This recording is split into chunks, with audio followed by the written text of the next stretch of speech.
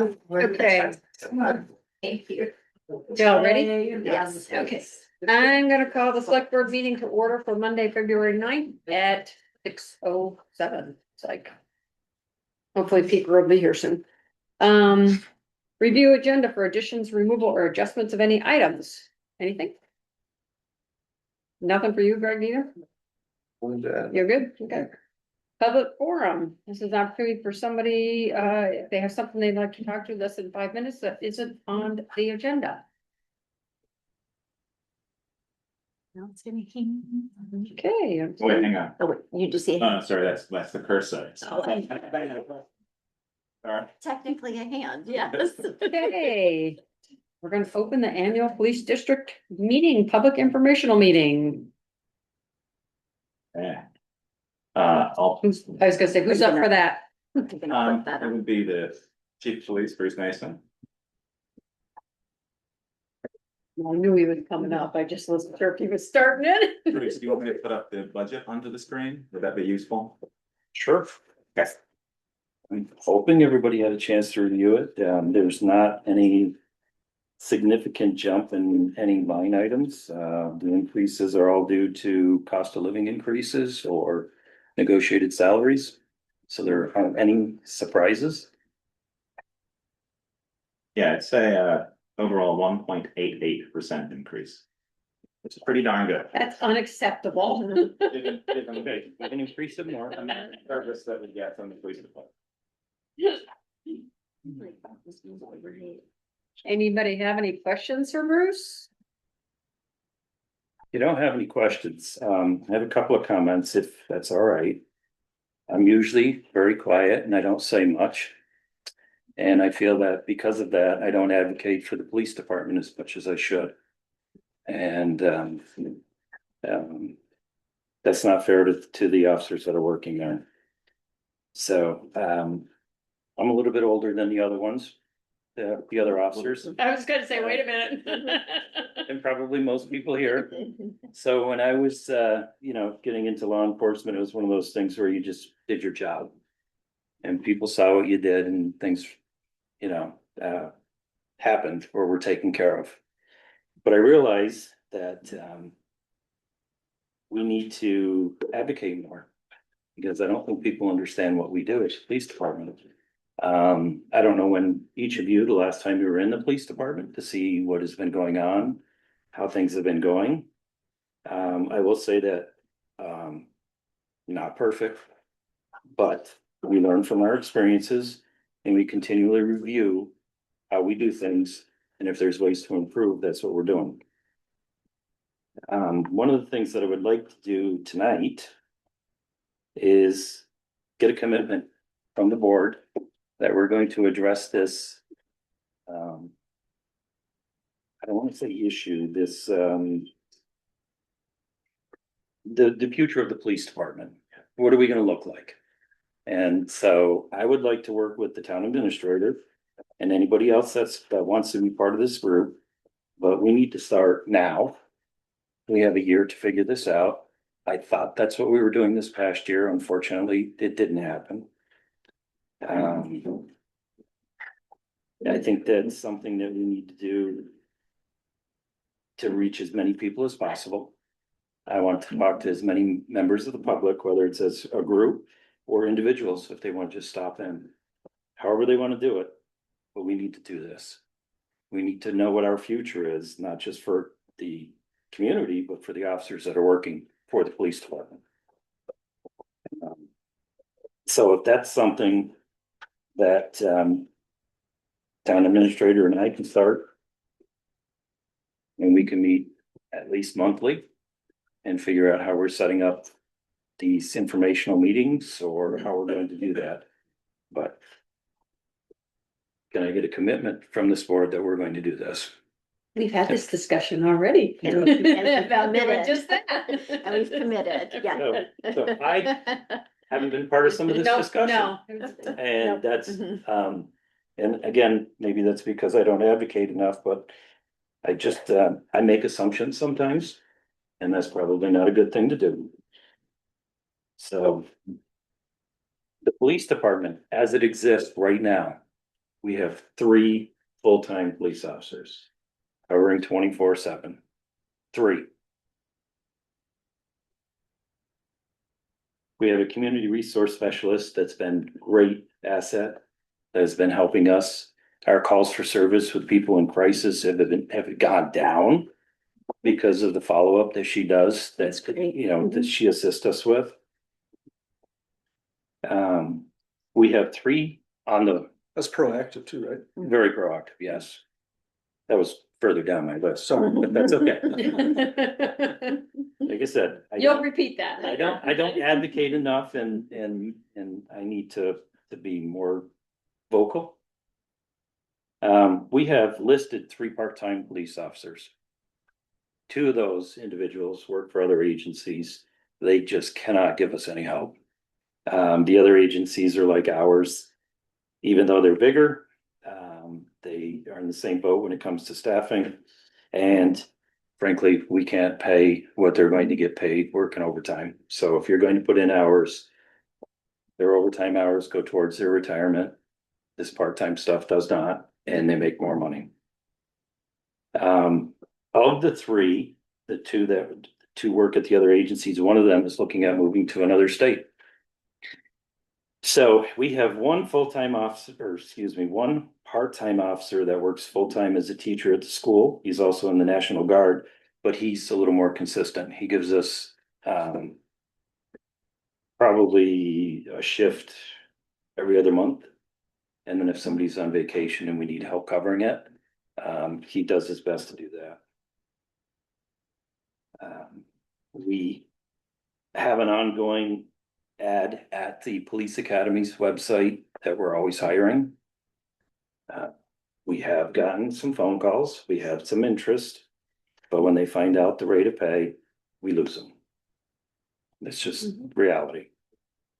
So I think it's extremely important that we, this next year, focus and get this study, whatever we want to call it, and move forward.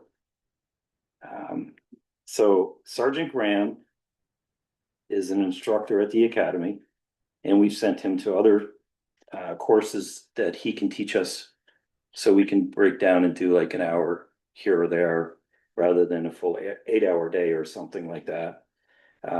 He does the use of force, he does patrol tactics, and most importantly, we send him to instructor school for de-escalation, which we do all the time at the police department, because that's more important than I think anything else that we do. He also puts hours in at the academy to help with the teaching, and he doesn't get paid. Other people, other agencies do. That's how dedicated and committed he is to Bristol. And it's the same with Officer Smith, who we sent to death investigation school, and he was recognized for Frank, is it Selfie? Selfie Award for his empathetic and compassionate responses to people in crisis. That's something we focus on at the police department. We have been contacted by agencies, the mental health agencies, saying, hey, we have a person here that's mentioned you in therapy. Can you help us check in on him? Or I drove to River Road when one guy jumped out of the vehicle that he was in, because we have a good connection. So those are the things that we focus on in community policing, which I guess everybody's got a different idea of community policing, but it's being proactive, it's being part of the community. We have former arrestees, I guess, that were calling us sometimes looking for advice because of how they were treated. And I think it's important to continue proactive patrols and community policing. There are times that neighbors might not be, they disagree over something. Us facilitating that prevents it from rising to where it becomes a disorderly conduct. Our proactive patrols, I don't care how many signs you put out there. I don't care how much you tell people to slow down. The thing that slows them down is that police vehicle on the side of the road.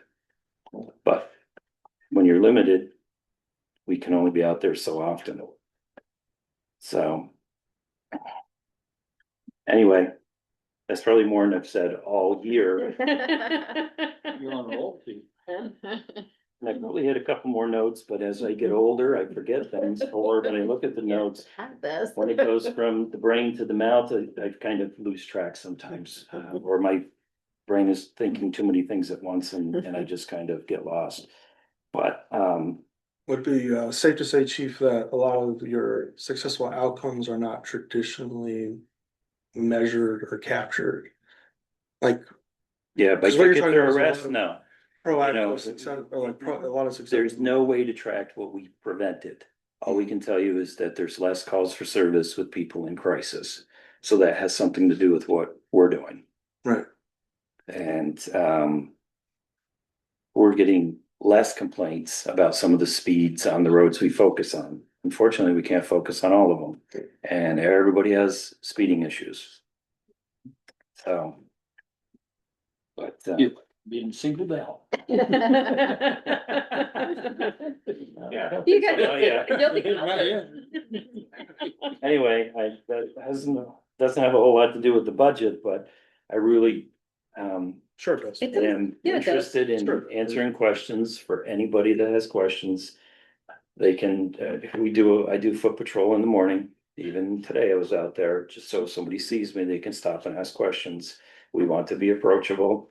I invite you all to stop by the station, take a look at things. Some of the stuff that we've done at the station, we have people coming in early or staying late to paint the walls.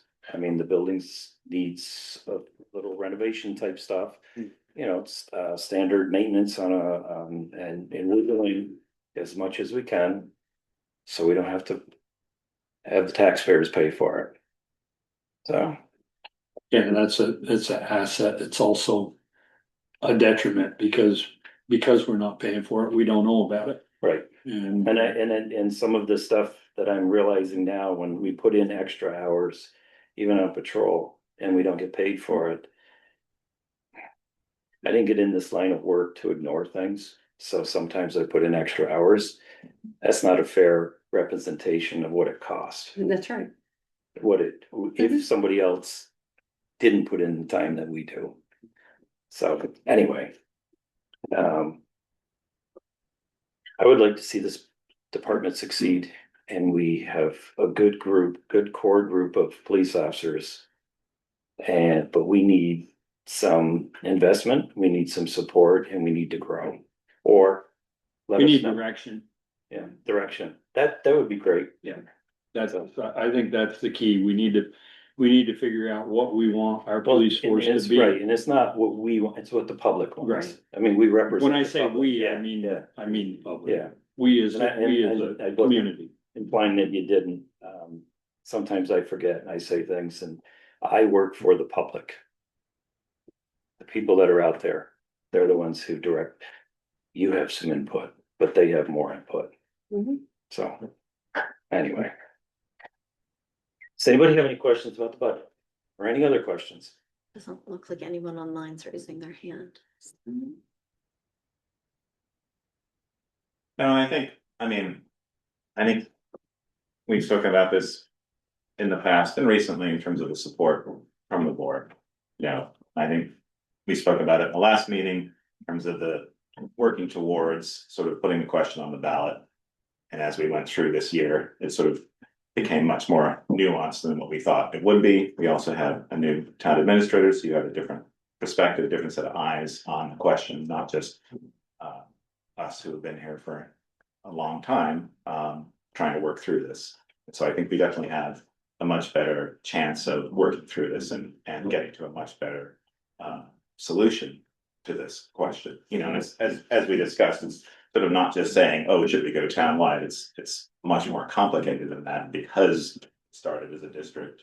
Right. And It is. district, But we're not gonna know what the Exactly. public is thinking or has for input. Unless But we we ask reach out to them and ask Yeah. them. And not everybody is going to come Yeah. to a meeting, not everybody is going to complete a survey. Because there are some people who will not come and stand in front of others, just because it's uncomfortable. Yeah. And I would agree, Like I said, I'll one-on-one, if somebody wants to have coffee, I will.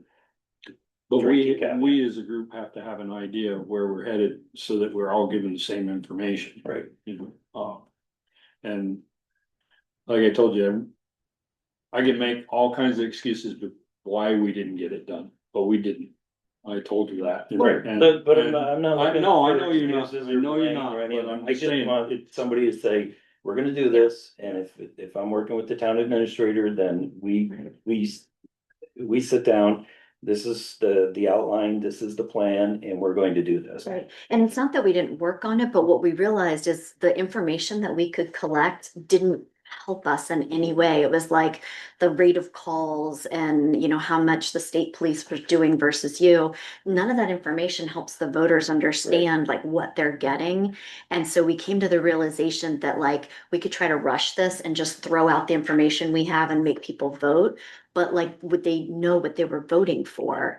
And so we sort of came to the conclusion that what we really needed to do was sit down and try to talk to people where we could talk to them about, these are the services that you might never have noticed, right? Because you didn't use them, but they're being offered to people in our community.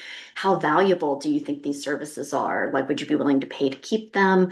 Are there things that we're not doing that we should do? And then that information, I think, is what will help us go to the next step. The information that we collected, it was just, it didn't like even what you talked about right It's now. stats, it's numbers on a Right, piece of paper. that Right, you- or like you know. even talking about Amy's role and then how that proactive part has decreased the number of calls, like we couldn't capture any of that information. So it feels like you're just asking people to vote and then they're just gonna vote on what does it cost me? And they don't know what the value is, right? And so the value part is what we have to figure out next, I think. And I think the other side of it is we as a board had these conversations and we didn't include you. Which, when you heard about it after a meeting, I can see why you would have been upset. You were blindsided by it. You know, yeah, well, we had the conversation in, I think, 2 or 3 different meetings and one of them you were at and we didn't talk about it until after you were gone and, you know, if I'd have thought, I would have invited you to stay for that conversation, but we didn't know it was gonna go there. So, It's not a deliberate thing. You know, we're not didn't think so. trying to not include. I just would, you know, like I said, I should have been more vocal throughout the year because we knew about this last year. Yeah. And I accepted that. One idea I heard was, let's wait till it's closer before and so I should have pushed harder. Right, but you're also just one piece of this bigger kind of puzzle too, so. Sorry. But keeping it in everybody's mind, Yes. keeping it in conversation or making a conversation, Yeah, we will have better progress than me just sitting back and waiting like Right. I've been. so Yeah. from here on out, when you got your 5 minutes of fame every other meeting, I will. you can say, where are we I'm at? going to, good. I'm learning to be more vocal. Well, you were at the Elder Eagles meeting on Yes. Friday, and there was a long discussion. Between the town about And that. that's what we need more of, Yeah. because like you said, and some of the people there, they didn't understand some of the services. Yeah. They didn't understand that there are people in the town that think they're paying taxes for the police service in the town. We've actually had people call from other towns going, I was told to call my local police. Yeah. And I'm like, this is a local police department, but it's local to Bristol. Right. We're not yours. Right. So. But that's the But yes, education that we need so people we need to understand what yes. they're voting for, Yes. yeah. But this is a great start. So that's that part of the conversation. Now he wants to know where we're at with his budget, or where people are at with his budget. Nobody asked questions. Yeah, That's what I started with now. So it's all good. Or we can, if there's no more questions, we can close the meeting. Right, and then go into the regular. 45. I think that's Thank you, what Bruce. this is about. Thank you.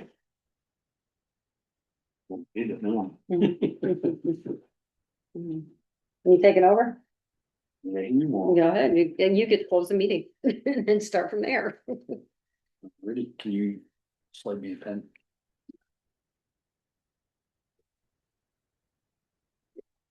Try that one. So we will close the police district informational meeting and move on to department head roundtable. No, Public Works, no Eric? So it's okay, Colby's on. oh, We can make Colby do it. Yeah. Colby, you wanna talk on behalf of Eric? See if he does. He's still there. Is he? Alright. Click the button. I can report out of Pete. Yeah. And it's been whatever it's second. Eric said so, Okay. we still have salt, Yeah. but we're A little gonna, bit, right? we're switching up tactics a little bit, we're gonna start mixing it with sand and probably be a little bit more conservative in how we're moving that. It's pretty unclear if we're gonna get more until the end of the year, there's a whole kerfuffle going on at the state about all that. So we'll see what's. Yeah, they wouldn't guarantee him anything even into March. He figures he's got enough to get into March and from there, Yep, we're not sure. him and I are doing a meeting with For example. a state roundtable, we're gonna start talking about maybe some different type of techniques to when inclement weather and it's been a little more unpredictable here the last couple of years or whatever, and so some different methodologies are in order, so we've already used or jumped in some training on that. Besides that, the guys are out there very frequently and they're doing well, so. No, we're back to what, this winter is like winter used to be Yeah, 30, 40 years ago, so. Yeah, I like We it. always had snowbanks and we always had snow on the road and we've just gotten used to them being bare, so that's what we expect. Alright, yeah. Bruce, do you wanna say anything? Alright, is Brett on? He is not. Alright, is Jill on? Yes, she is. And Steve is on as well. Ready, Jill, you are up. Good evening. So this is an exciting week. We have the bid opening for Bristol West, which we're calling Phase 2 Bristol West Waterline Replacements. That's at 1 o'clock this Thursday. We are actively working to secure the Step 3 loan for this project. We received all the documents back from the state and they said, okay, give us these last couple things and we'll send it to the bond bank. They're meeting, I think, March 26th. So I'm hoping that we've got a loan for Step 3, all approved with all of the final. They said that the loan document will reflect what the initial first case, best case scenario would be for subsidy. And we've got fingers and toes and every other part of our bodies crossed for a full 50% subsidy under the lead and copper money, which is a different pocket inside of the SRF program that we magically became eligible for on Bristol West. So all fingers and toes are crossed. Furthermore, when we were in our meeting with the state on Friday, we also said, is there any possibility this pocket of money could be open for Bristol East, to which they said, the last fiscal year is FY26. If you want to try to get that pocket of money, you need to apply today. It's the last day for the P list. So we did. So, all fingers and toes are crossed. It would be super awesome for the water system to be able to offset 50% of the cost of these very big projects. So all the efforts are being made. We're hopeful for competitive pricing at the bid opening now, and we're going to keep working towards continuing for as much subsidy and loan forgiveness, et cetera, as we can as the projects move ahead. Yeah, it's a huge boom to the project that they started to open up and use the lead money for what we're doing. Before, when we were looking at it, we were looking at no subsidy at all. And now we're looking at potentially 50%. And with, as Bill said, with the loan document, we'll know for certain this time.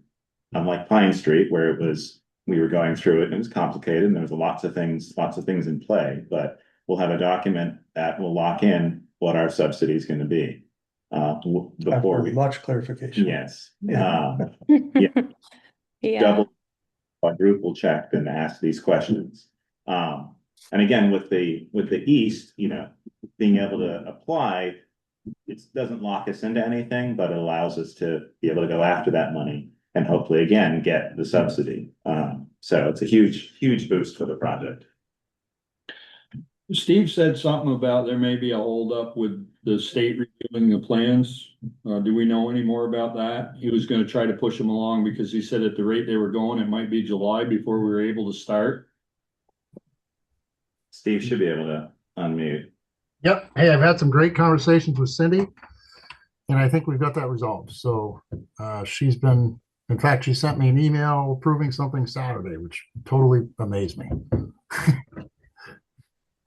But we're doing good, and I think we're going to be fine.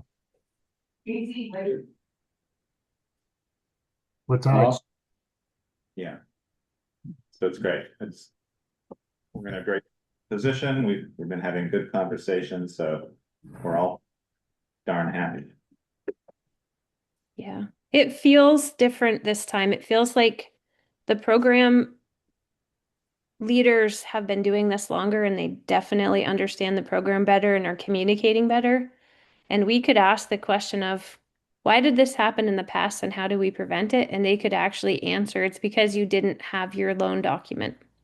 You proceeded without a loan document. That's not the case this time, so long as the bond bank approves it in late March and the select board then signs and continues and moves forward with the loan in April. So it feels a lot more forward and less mysterious this time, and I'm pretty glad for that because I'm really not up for any more surprises, as I'm sure you're not either.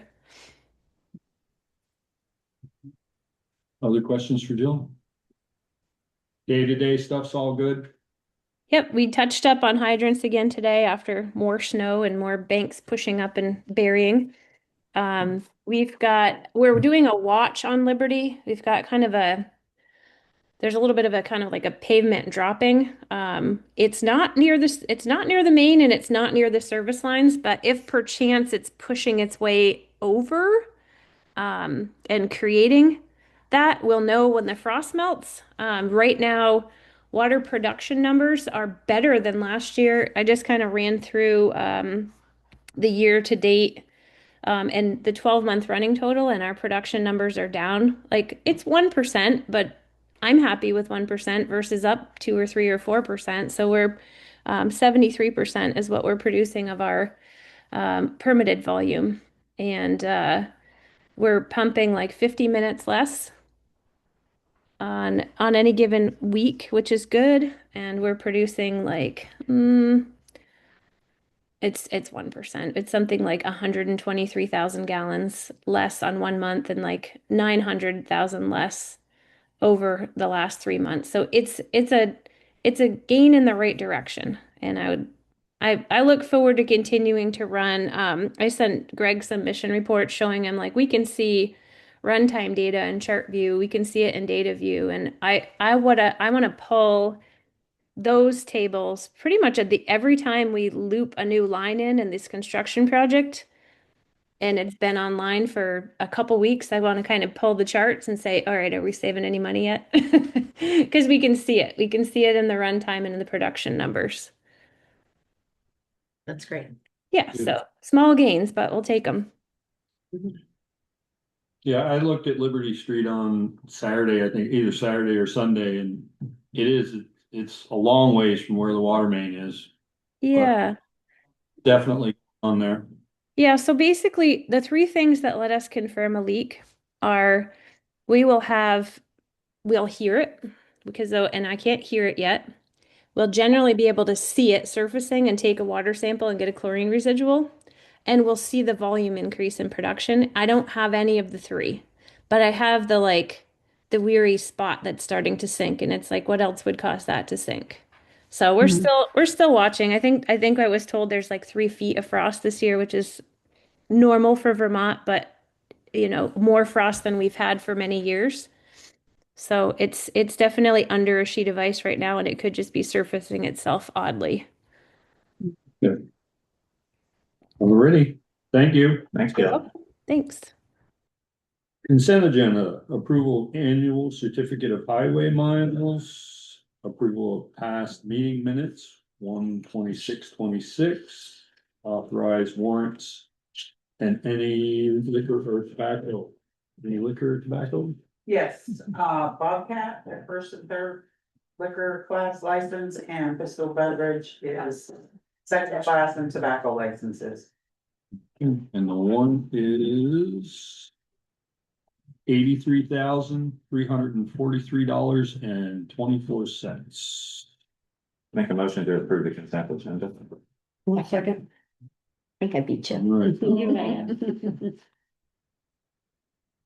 Question on the miles. yep, Rails on there? no, You know. this is I mean- just, this is, I believe this is just. Well, I mean, it asks for this. I just wondered if we just didn't do it because we don't, I don't we think don't we get do any it. money. We don't have any, do we? Well, we The one have that the- goes from Furrington Road to Frank Corpus Road. Yeah. That's the only one I know of. I don't know if we have any others. I just asked. Well, that's the only one we kept open as a trail and we threw them all I believe so. I think that Yeah, must be I don't- considered a trail. But I don't know. up. Nothing has changed on the No. highway miles. No. Did they add? Did they add Harvey Road to as class 3? No, Not we yet, haven't because we changed it haven't yet, changed it but yet. did they add Firehouse Drive? That was last year. That was last year. Mhm. And then anything on the meeting minute? They're gonna send whatever change that had. Right, You had your change and it was just, There were 3 changes, I think. we can talk about it, Okay. yeah, right. All set then? yes, thank you. All those in favor of the consent agenda signify by saying aye. I, Opposed, nay. Motion carried. Regular business. Abe Community Engagement Committee presentation. Why did you make it so wordy for me? Lizzie's fault. Yeah. Should I take you? Do you wanna come up here? and I'll come up.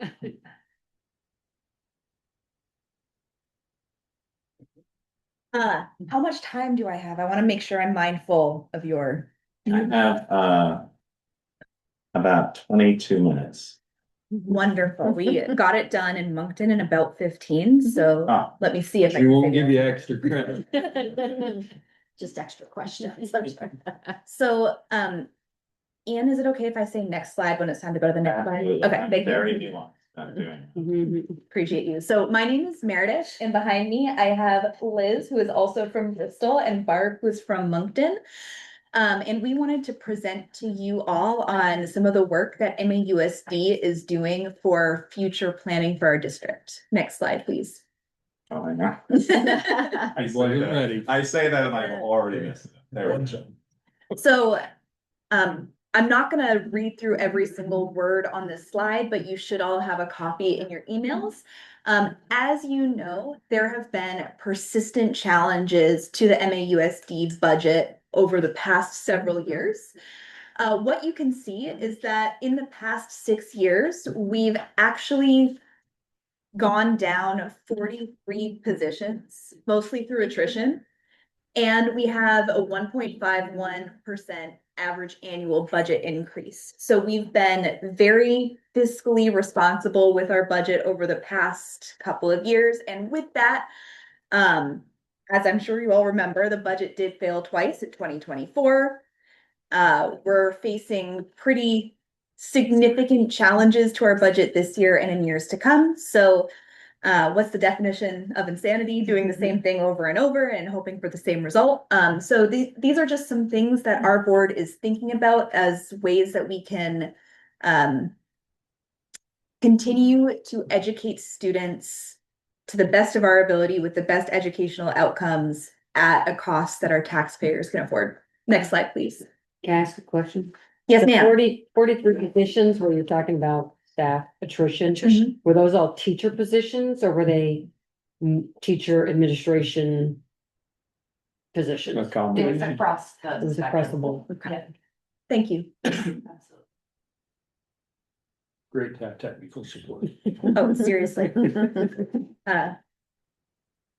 So historically, We are being tasked to do more with less while demands are increasing. So you can see some statistics here. We know that cutting teachers is unpopular. Teachers are the heart and soul of our schools and they're for our communities. We're also facing some challenges with student performance. So you can see that 60% of our third graders are proficient in ELA, which is English Language Arts, so reading, and 30% are proficient in math. In behavior, our schools are also facing some significant behavioral challenges. For example, last year, 46% of sixth graders had at least 2 referrals for a major behavior infraction. So you can see what those are: physical aggression, defiance, or leaving their expected location. So despite us being pretty fiscally conservative, with small increases year over year and letting go of a large number of staff, the demands are continuing to be what they are, and we're really taxing our system. Next slide, please. So with all of that, we know that something needs to change. So what we're exploring for fiscal year 2028, so not this upcoming school year, but the following school year, are different education delivery models. So one option would be finding ways to save money with all of our schools open and where they are. So that's 4 K-6 schools and 1 7 through 12 school. This is not the status quo. We know that something needs to change in all of those options, but option 1 would keep all of our schools open. Option 2 would be 3 total schools, 2 of which would be K through 5 schools. We would move 6th grade to the high school and have Mount 8 be 6 through 12. Option 3 is also 3 total schools, but this is what we're calling grade banded. So all of the pre-K through 2nd grade students would be in one school. All of the 3rd through 5th graders would be in another school. And then the last school would be 6 through 12. So let me pause. Any questions on all of this before we dive deeper into these? With the third one, they'd be being taught the same way they are at Mount 8 now, where they would be in groups. So they'd all be together. You're talking about the 6th grade? So what if they do The this bottom option is, 6 through 12 schools, 3 total schools? yeah, it's, No, 3 total schools, meaning 1 for pre-K to 6, 1 for 3 to 5, and then 1 for 6 through 12. Yeah. So 6 through 12 would be in one school. Yes. And would they have the same? The Well, way it's currently working? Yeah. but it would be all the communities together. Yes. Right, Yeah. right. That's what my question was. Mhm. So they wouldn't have the big change going to 7th grade. Right. It would be 5 to 6. Well, no, they would be with all the same kids all the way through. Just Looks like Alice. Yeah. Yeah, I was gonna have her put a question in the chat, just for now. Shall we go to the next slide? Sure. And I apologize, the dancing. I don't know what they're doing. It's dinner. Oh, it's a dinner? I don't believe you. Nobody felt like that was Sharon said. dinner with one. Not even at my Yeah. house does it sound like this. Musical chairs, perhaps. So, what we've done so far, we started this conversation back in August at our board retreat when our superintendent presented different options to us that were requested by our Finance and Facilities Committee. From that, we narrowed down to 7 different options, and solicited further feedback from our staff. So teachers, administrators, the staff at large. We worked with an independent architect firm to get more information on our facilities needs, and our committee put out a survey to the community. You may have taken it. We got almost 600 responses, and with all of that information, we narrowed down from 7 options to the 3 that we're presenting today. And this is by no means the end of the work that we have to do. There's still a lot of work that will happen after this, which is listed here. There's more research, more financial projections we need to look at, more information we need from the community and to give to the community before we'll make any final decision. Next slide, please. You're also going to hear about the District Advisory Council throughout this slide. This is a group of 17 MAUSD teachers, support staff, and administrators representing all the schools. Moncton had a lot of questions about what this is, so wanted to let you know. Also want to call out that the MTEA, that's our teachers union, has not endorsed any of these options. So there's pros and cons to all of the options. The teachers are across the spectrum. So even though the district advisory council has, I want to make it clear that the MTEA hasn't endorsed anything yet. Next slide, please. And we I just can, had it real quick. Who's Yes. gonna make the ultimate decision? The Is that board. The board will make that decision. the board and the towns. If the board selects an option that includes closing schools, the towns Has to decide. yeah. Right. has the final. Okay. We can skip this one in the interest of time. So now let's look at our education delivery options. Too many windows. Okay. You're doing great. You wait. He's had some bad experiences. Okay, good. Okay. So option one, keeping all the schools open, has a lot of pros. If you go to the next slide, this is consistent with our Vermont values and traditions. This is the option with the fewest number of teacher and staff layoffs. And there's a huge benefit to educating students in their own towns. Schools deeply know their students and families. Bus rides are for the most part shorter. And there's lots of studies showing that it's easier for parents to volunteer and engage in their school community. So our board is aware that there are lots of benefits with this option. If you go to the next slide, there are also some significant cons. Collaboration and stretch resources being the main one. When there are 5 different buildings, that's resources going to all 5 of those buildings. And it also leads to an inconsistent experience across schools. So some schools will have multi-age classrooms and others won't. Some schools will have smaller peer groups and others won't. And it's not the most efficient use of special education. There's also long-term financial and sustainability concerns when resources are stretched, and we're seeing the challenges that we are academically and behaviorally. It leads to questions about where do we want to place our resources. Next slide, please. And I'm going to go through these quickly because I know there's a lot of questions and I want to make sure that I'm saving time for that. So this is 2 K-5 schools and 1 6-12 school. Next slide, please. Some of the pros, if there's fewer resources or fewer schools, that could mean greater resources. So instead of resources being spread across 5 schools, we narrow that down to 3. Which makes it then easier to support struggling students with the resources that we have. There's a dedicated middle school model with 6th grade at Mount Abe. That received a lot of support from the district advisory council, which said that 6th graders are ready to move to the high school and should be there. Fewer transitions in option 3, as well as almost $3 million in savings in fiscal year 28. Next slide, please. Cons, this would mean more layoffs than option 1, and the loss of community schools is a huge loss for our communities. This loss of school identity impacts both the students and the adults, as well as the towns. It can be more challenging for parents to be engaged, transportation challenges and longer bus rides, and our community members feel a really strong connection to their local schools. Also, there is a town vote needed before any school may be closed. So even if the school board said we did want to close schools, the town will have the final say and might decide, actually, we don't want to close our school. And then that puts us in a really tough situation. Can I ask a question for professional staff? What does that mean?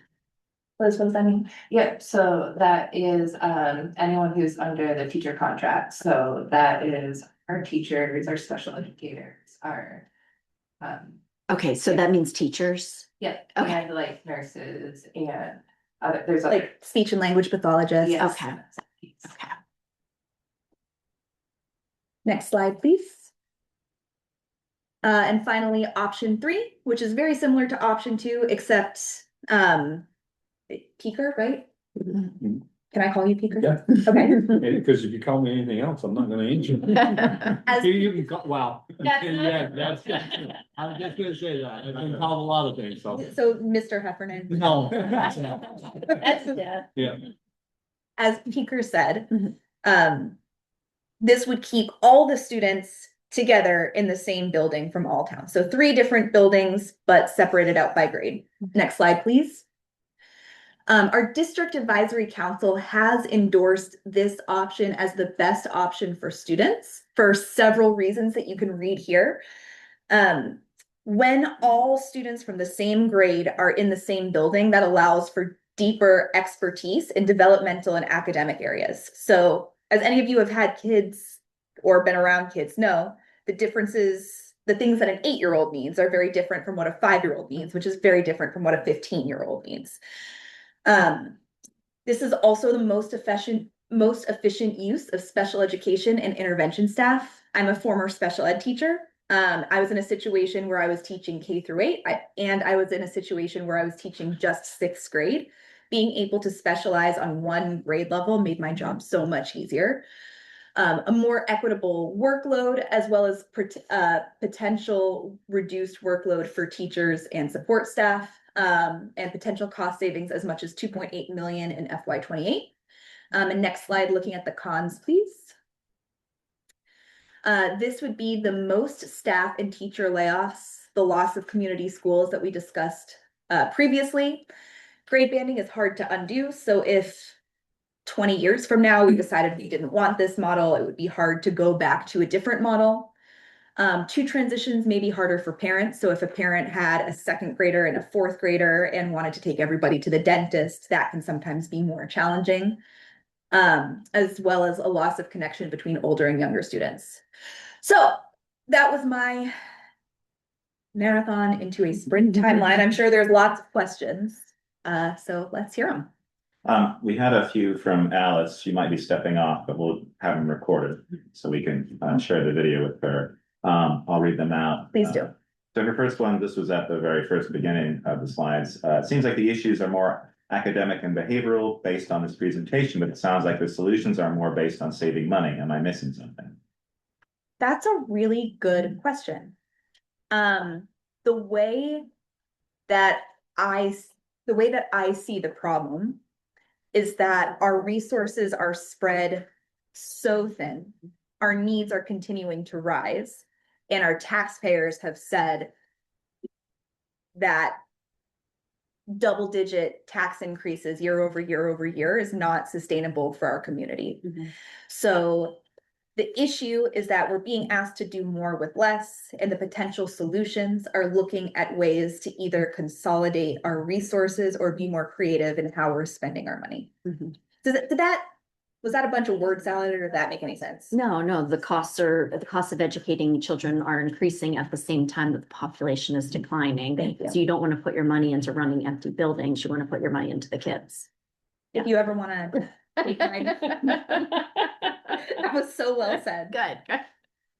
I take a lot of notes, so I I just appreciate fill it. it down there. Did she had a second question? Yeah, she Why don't said- you ask that one before I ask mine? I realize lowering taxes is a huge concern, but the presentation seems to imply that the fiscal issues have been addressed well thus far. I would say the fiscal issues have been addressed as well as they could be addressed, in that all the fat that is possibly there to be cut has been cut. And in doing that, we still don't have a happy base of taxpayers, and we still don't have students whose needs are being adequately met. Okay, and then she had one more. I read that Lincoln was able to lower costs even after it separated from NUSD. Has their approach been looked into by the board? I don't have the information on Lincoln at the moment, nor is that something that the board has aligned on a perspective of, so I wouldn't feel comfortable speaking to that today, but that's a very good question, and something, can we take note of that? And It's funny, I heard the opposite. I know. Their taxes are huge Well, from the school. this year they were able to bring it down, but they were using some other source of money. Like they wouldn't have access to that money again next year. That was my understanding at least. I see Jill's question. Has there been any consideration on health insurance premiums? Yes, that is Oh, sure. unfortunately negotiated at the state level, so there Right. is nothing that we as a board can do. And we talk about it probably every single meeting. Yeah, we have something, there's been a motion brought forward for town meeting to ask the state to consider trying to create some sort of health insurance program at the state level, so that then the, Universal healthcare. yeah, is so what they're that, looking at. so that then towns and schools wouldn't have to bear all the Oh my cost. goodness. Because it's a huge, I mean, it's one of the single biggest things driving the budget, and you can't do anything about it. Exactly. Yeah, You know, yeah, we have to deal with it here too. I asked the question of a former business manager from Chittenden County for the schools, if there was any, say, if there was any relief in combining schools and buying stuff together. And he said the biggest problem was that the schools all have, for instance, different, towel vendors, hand towel vendors, so you can't necessarily go out and buy hand towels for all the schools because they won't fit in my dispenser. And he said, as far as paper products, they're pretty much universal, but I can see where something like this would, bring the cost of that down, because you could make sure everybody had the same thing. and I also just want to be really clear too, that the point of this presentation is not to say that the board is planning to close schools. Like, the board is still seriously considering how we can consolidate resources and save money with all of our schools open too. So Yeah. Yeah.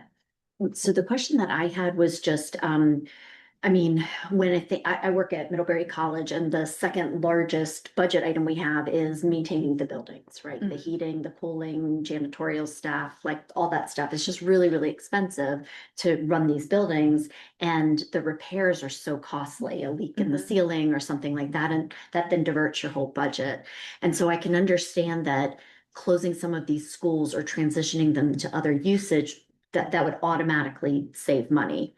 And it would also bring, I have friends who are teachers who work in more than one school, and they have to drive back and forth, and bringing the kids together then will reduce that and give the kids access to more classes. And all those things sound really wonderful, but I also hear this concern about hollowing out the heart of the community.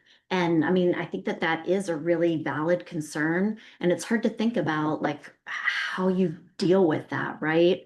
And I was wondering if you had thought about ways to transition the schools, or other pilots going on around the state about ways to transition the schools so that it stays the heart of the community, but maybe serves a different group of kids, like, you know, little kids up to preschool, or my student just worked on a project for Beeman about how to convert it into elder housing, like senior citizen apartments, but building on sort of a breezeway on the front so that all of the community spaces, library, the playground, you know, gym, all of that could be used by the community. And so the idea was that it's sort of community center plus elder housing. And so I didn't know if you guys had looked at any of those issues, because it's just hard for me to imagine this conversation moving forward with town support unless you also address that issue, which is a real one. Like, I definitely understand that one.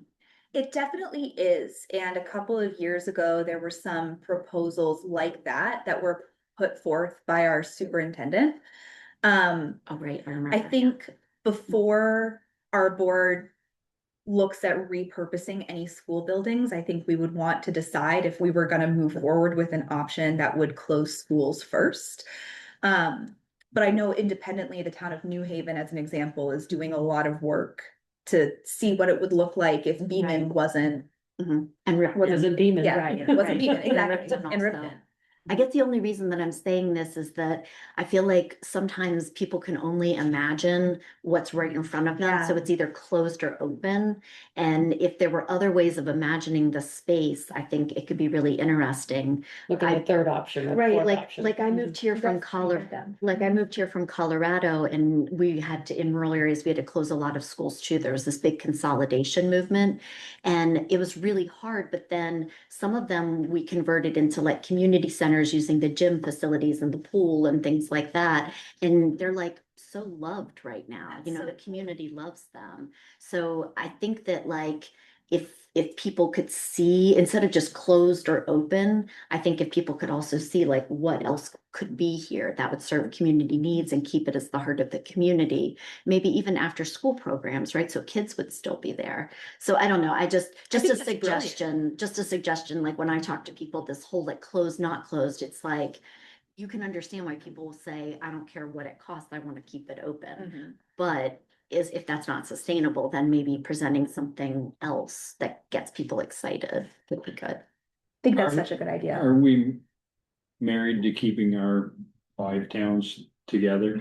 So I guess the question is, if I live on the northern outskirts of Moncton and I'm close to Shalott, do I have the option of going to Shalott or a school or closer to, the east, the west side of? We don't have school choice. Yeah, so that would be something that a board could do in their policy. Right. And right now that is not in our policy, but I did see that Middlebury recently made some adjustments, but that's within their own district. In order to go outside of the district, we have a lot of struggles because does the money follow the student or not?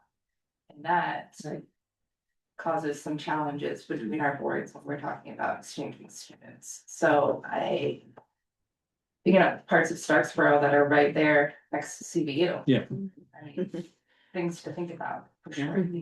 Oh, well, before Mount Abel, and a lot of Starksboro students went to CBU. Was there another question? Yeah, Sally in the chat had a couple questions. She says, I thought our enrollment was beginning to stabilize and the legislature is looking into other ways to lower costs. Would it be wise to learn more about those ideas?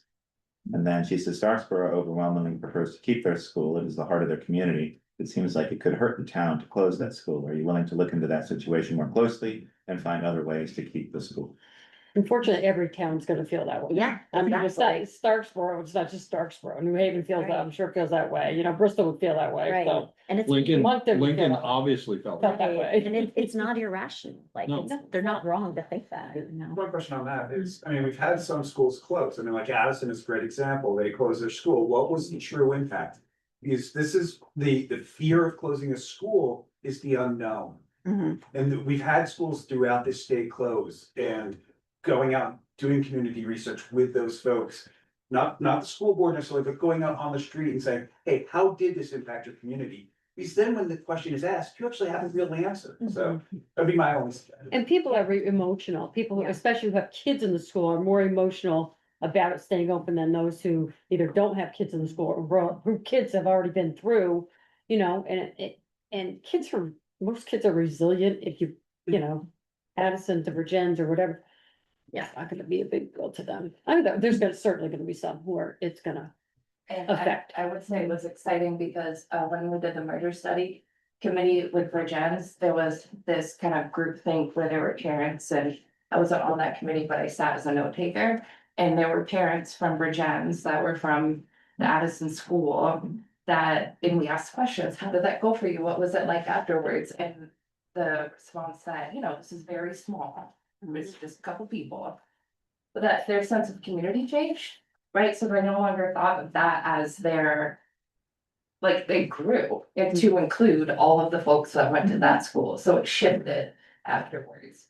And they redefined their school friends. right? Yeah. And I've heard teachers who were there that said it was good for students with high needs and that there were students who were typical that weren't any better served now than they were before. But in terms of the high needs kiddos that we have, or that they have over there, they felt that their needs were able to be better addressed. But again, that's a very small group. And I think it could be interesting to do a survey that goes a little further and a little broader. And the thing about the working with other districts and the benefits that we would see that was asked about, the BOCES or cooperative educational CSAs, they do require other districts to work with us. So what this is mostly looking at is, and I liked the way you put it in LinkedIn, right, is us, what we can do within our space and within our district and what to work with other districts in addition to that. And get some shared services. We do that with a nutrition specialist right now. Bridget's Middlebury and Mount Abe share a single position for that. So we want to, but we don't have full control over that. That requires, it's another step in this. This is focused on what we can do within our 4 towns. And I would also just like to point out that the data that we have isn't showing that the population is stabilizing yet. If you go back, I think it's either the second or the third slide, it shows the number of students that we've lost and the number of students that we're projected to lose over the next 10 or so years. Doesn't your presentation say that enrollment is stabilizing? That's a great question, Nancy. Can you go back one more slide, please? Keep going. It does say that. Okay, you know what? I retract my statement. Thank you, Nancy, for keeping me honest. Tasha, I'm trying better narrative. I really appreciate you. I can tell. Was there another question? Yeah. Clarify it, is it that, we have declining enrollment, but that decline has stabilized? Yes. So we still have less kids, Right. but they're not dropping off. Yes. That's radically. I think what the data you have shows is that the enrollment is increasing at a faster rate than the projections. The school board hired someone to make projections, and we're showing enrollment is getting better than those projections showed. That's something that I think we need to verify at the board before we said it was our. I had a question for Tasha. How does Yeah. Act 73 play into this conversation? We're moving forward with local plans, or is that not in the mix? Oh, that is such a good question. So Act 73 obviously factors in to everything that we're doing. I have a slide in here on CISAs and what they are and where they're coming from in Act 73. The problem is that if the legislature decides to take longer than the 28-29 school year, or decides to not do anything, or to do like what happened with the state redistricting task force in December, which is look at a bunch of recommendations and say, actually, no, we're not doing this, and then go back to the drawing board. That doesn't change the fact that we still have the challenge of there's more to do with less resources. So we're gonna have to address this challenge, whether the state addresses it for us or whether we address it for ourselves. Could you do a lot of this work and have the state then change what you've done? Or how much local control do you have if you are making these decisions? Outside of what then the state is working on? I think it depends on what the state's recommendations are. It's a great question. The state is considering forcing big consolidations of districts and actually eliminating existing school boards and creating wards and electing representatives to wards that are not related to towns and having really huge school districts. Nancy's right. And they're talking about, I mean, there's talk about making that not voluntary, but a big forced mergers. Well, I don't think anybody's gonna voluntarily do it, so it's No. gonna be a forced, Yeah. forced thing to do, but I mean, other Or you states do persuade- that. I Or you mean, persuade, right? Depends on whether you want to suburbanize your county system, you know? mhm. Yeah. Well, thank you. Thank you. Thank you. Appreciate it. Appreciate your time. Gotta get back to my 3-year-olds and then head out. But lovely meeting you all. Okay, good night. Please, continue to email questions as they come up for you, and we'll continue to send out what we have. Thank you. Thanks. Thank you. Appreciate it. And I just want to say, I can really relate to the conversation. I feel like we as a board can relate to what you're talking with Bruce about.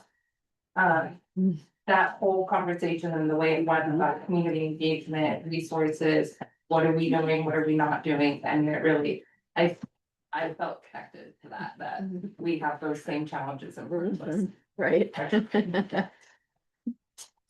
Now, we're all volunteers and trying our best. Thank you for that.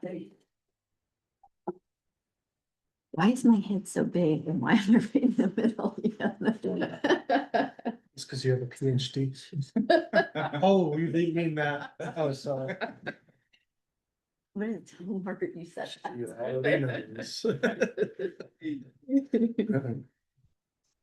I'm just waiting on Michelle.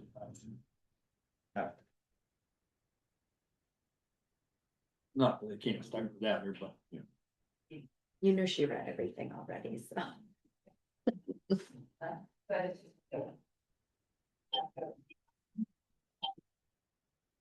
Why do we, is that the doors? I'm deaf, so I know when people are sneaking up on me late at night.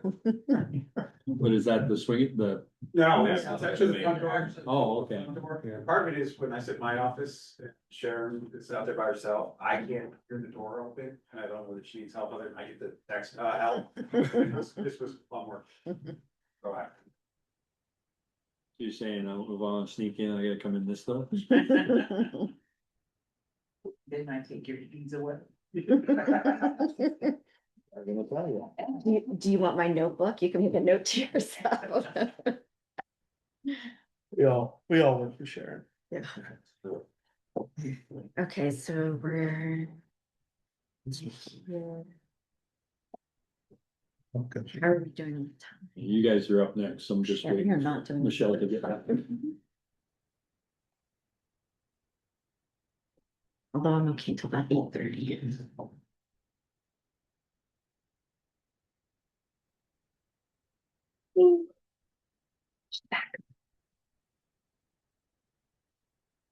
So, public hearing, dog ordinance violation, Daniel Shepherd. That will be you. I knew that. Yeah. What do we got?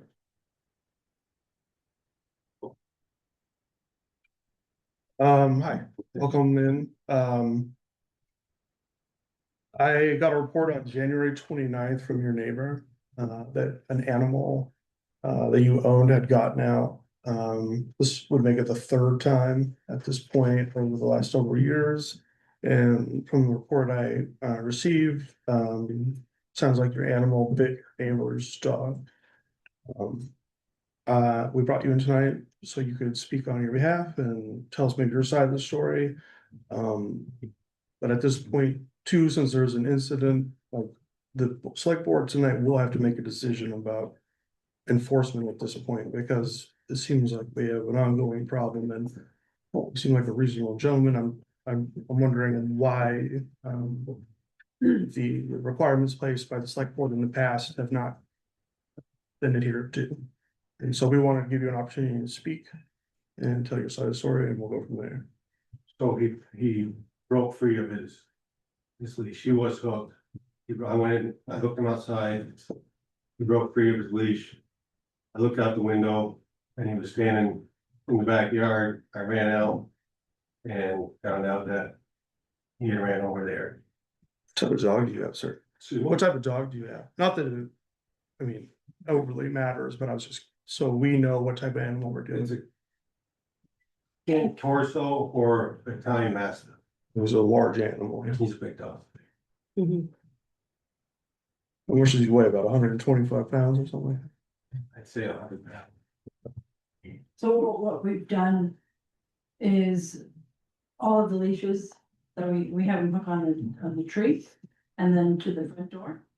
And we put new ones on. The day that it happened, I went about, one's up to 250 pounds. Are they chained? Cable. That's. this- Cable, these are the cable.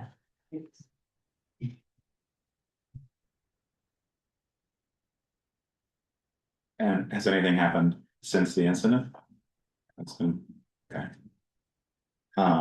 Looking back, so in 22, there were multiple incidents that came to the select board. Our decision at the time was to obviously use secure tethers, which it seems like has happened. You know, we offered a selection of things to do. It could be the tether, it could be other physical restraints or fencing. Was fencing ever looked into since that time? No, it's just the cables. Okay.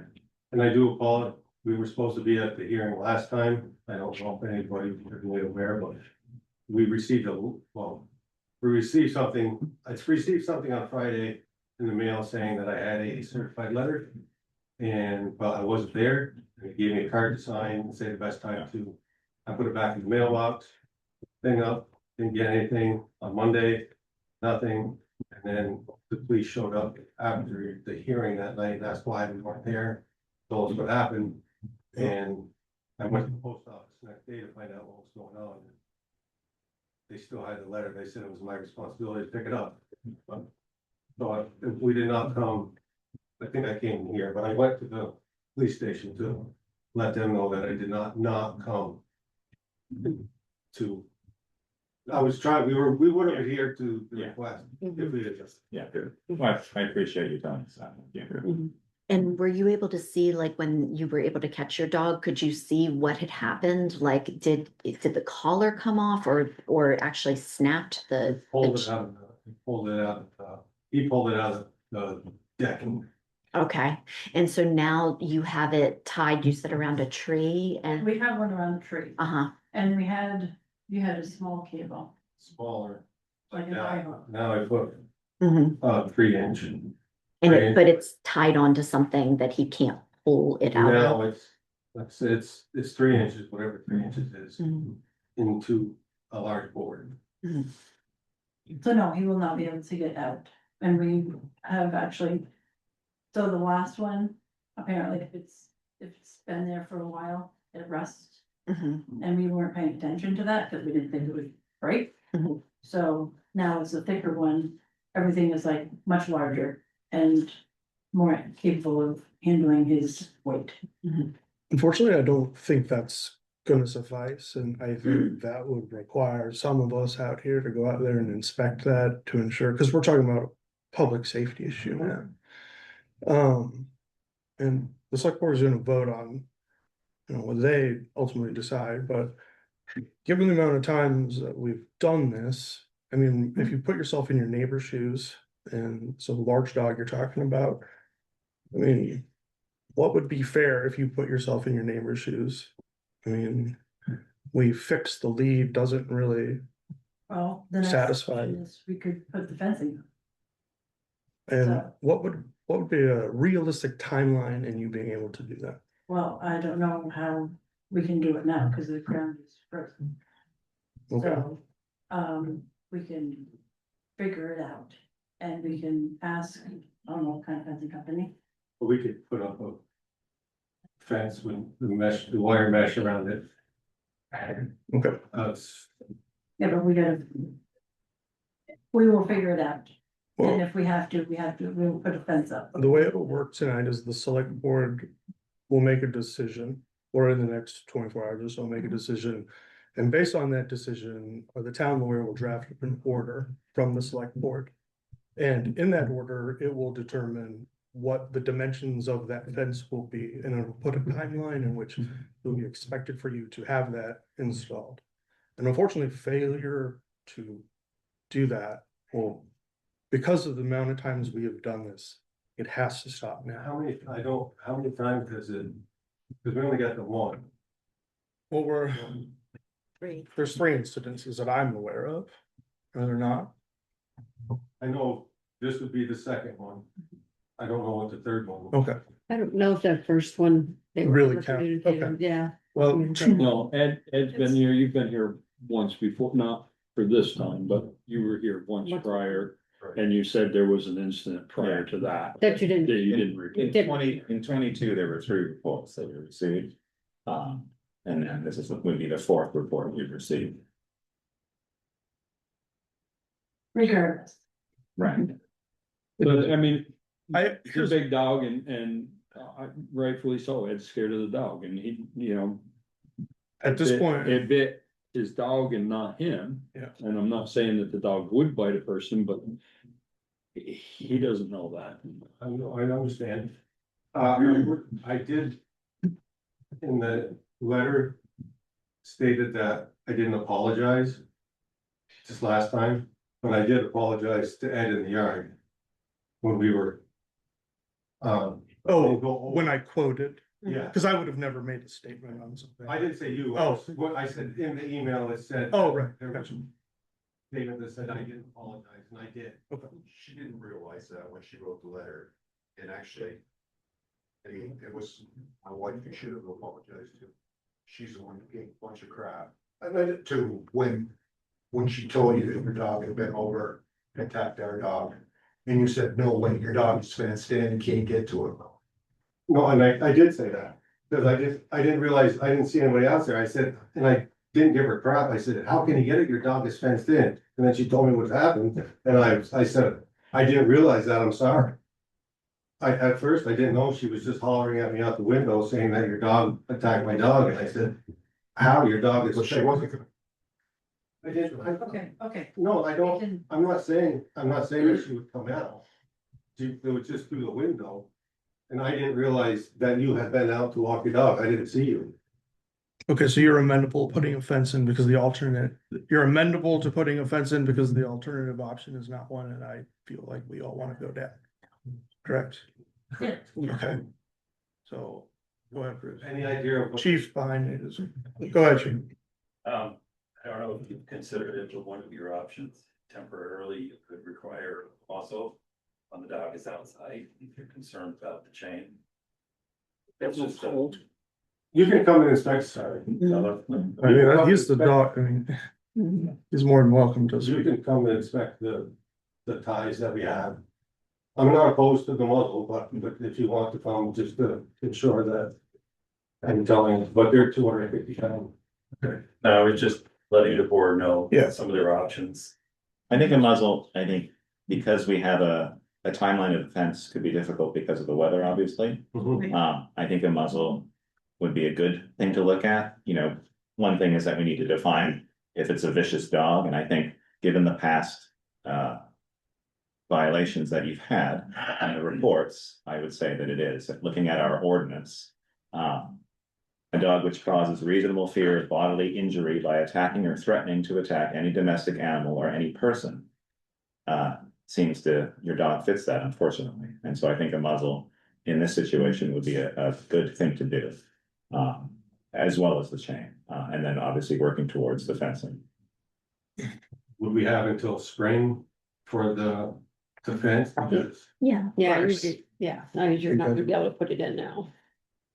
Yeah, I mean, we're talking about not fenced in the entire yard, just a fence for. so yeah, The ants. something, I mean, and we can talk offline, we don't have to.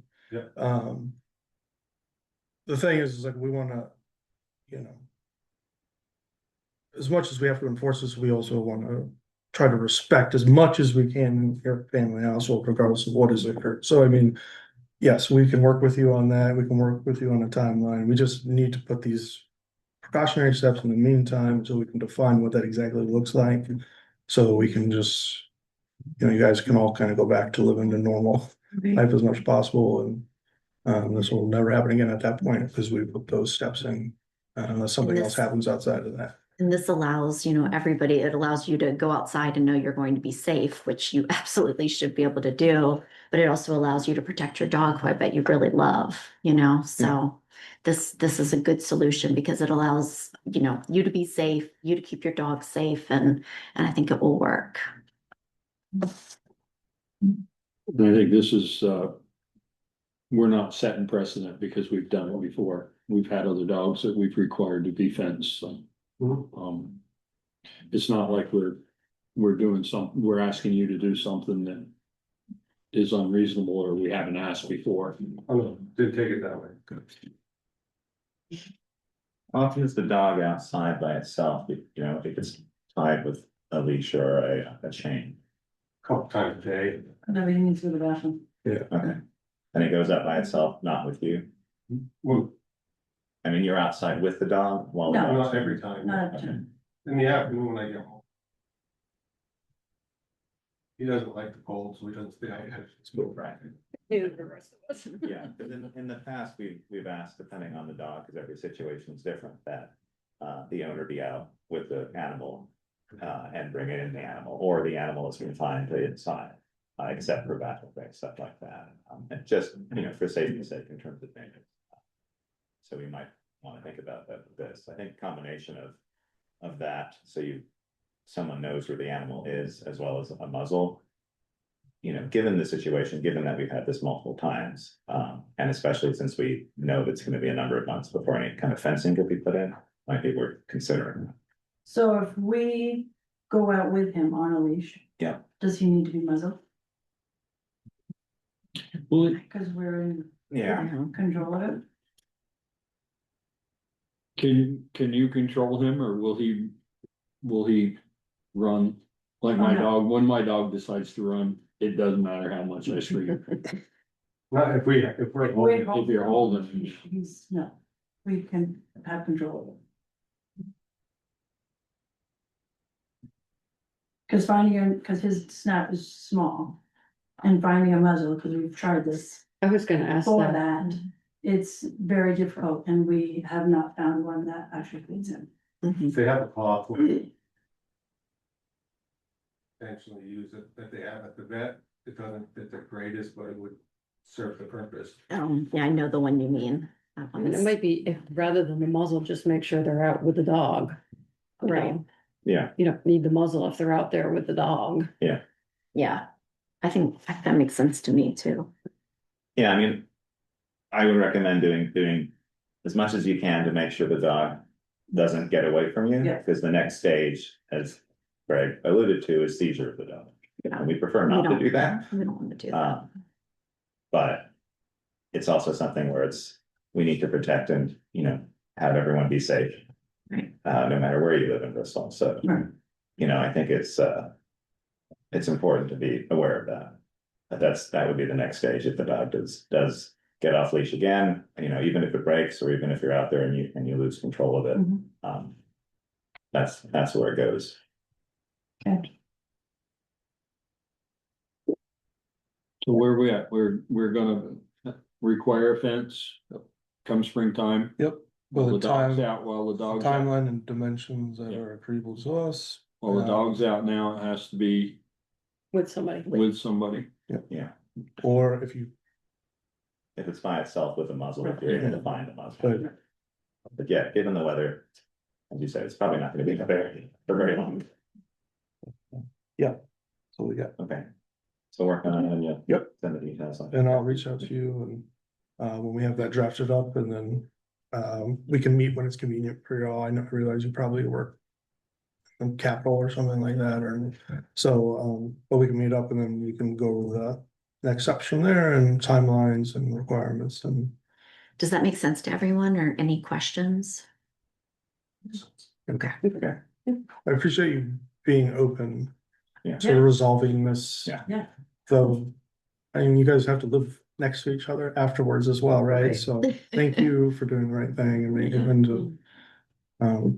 It's a tough thing, obviously, we don't want, it's a tough situation, we don't want to go to those lengths, right? And so, thank you very much for being here. So if you guys wanna complain about state roads, now's the time. No, we'll let you go. We don't have, no, we'll be out of salt end of the month. But we still have some right now. Yeah. Takes- We've takes- got salt ordered, we got 4 loads ordered. I mean, who's your contractor? Somebody through the state. Yeah, I think he gets it from Barrett's, so Yeah, is that the problem? Well. So I've been working with Jimmy for the last 2 weeks, Jimmy Laro from Virginia. And, Cause I think we're complete. Yeah, I saw your salt shed. Jimmy says 50 tons left at least mixing with. sand. Which creates other issues come spring, cleanup is in the. No, just read the internet, sand's the best thing to use. And the internet is always working.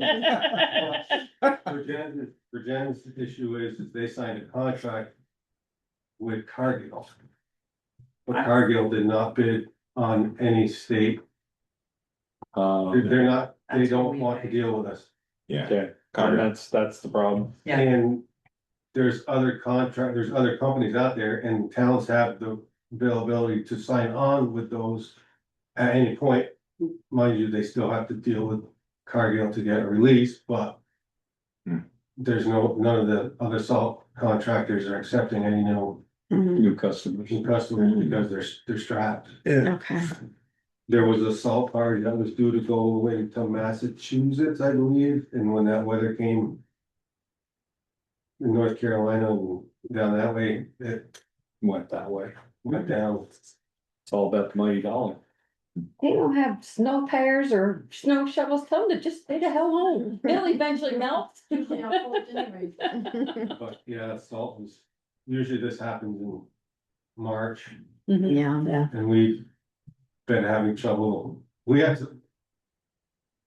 Cargill is the supplier for this area for the state, as well as District 6, which is the capital region and the eastern side of the state, and they declined to bid. So we have to secure salt from some from Eastern, which is a new company.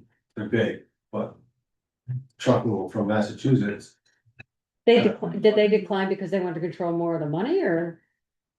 The only thing that I can say, and I told them to redact my name the other day, because the salt industry is about as close as the mafia as I've ever been. And the second thing is Vermont is not a huge salt user compared to other states, so. If We're not high they, priority. what they ship to us is. And it also got into politics with rail. Bunch of other stuff, so. And they're not gonna bid next year, I already said that, so salt prices do. Sky high. For this area, because there's no, Canada won't come down. And Boston, it's $135 an hour.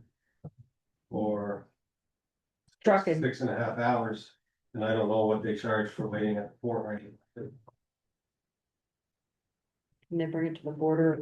Send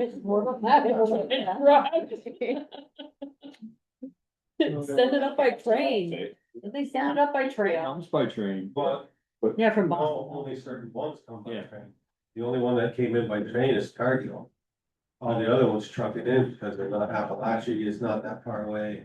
The towns that they deliver to are that far. But if anybody wanted to get in, anybody that hauls, like your brother, that hauls steel to those, anywhere by a port. Yeah. All you gotta do is talk to the town.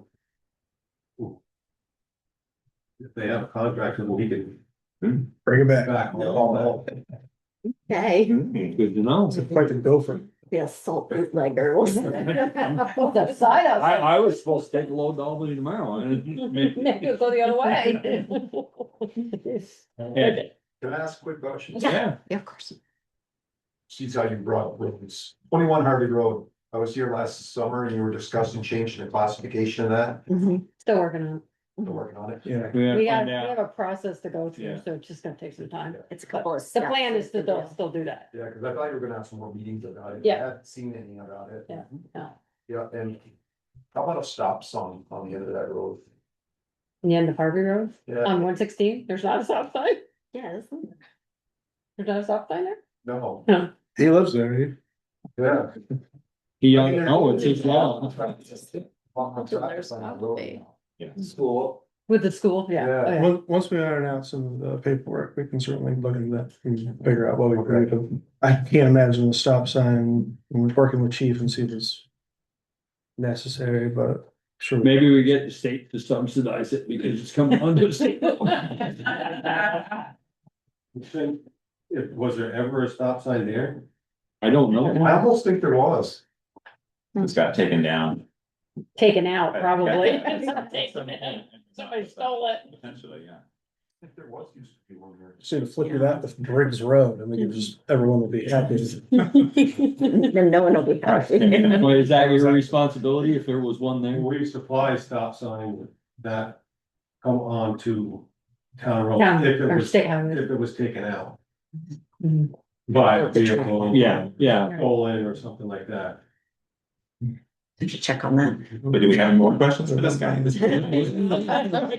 gonna acknowledge. At some point, he's gonna stop answering. It's quite the pivot. I call him, bug him all the time anyway, so. Okay, I have his email when the lights go out. Although I did let them know, I don't remember who it is now. I have his email address. The light that's on, that's still out, it's been out for 6 months. Still the pole, I don't know where you guys ever came up with that, but the pole that, That the state took down?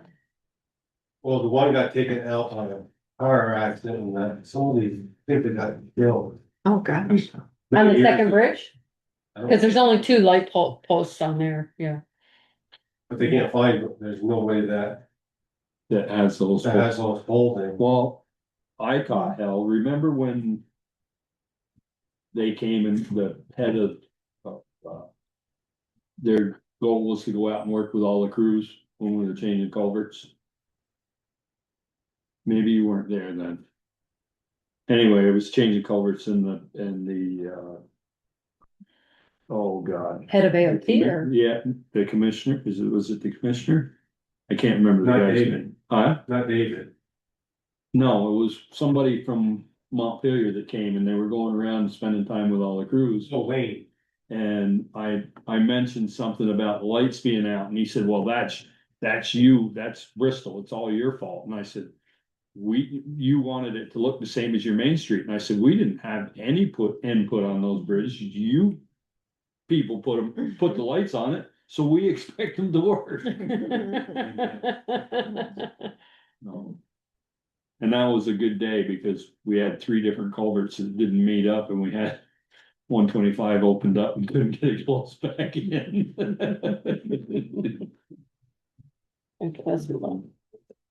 Let's let Dan go home. Everybody go home soon, we can move on.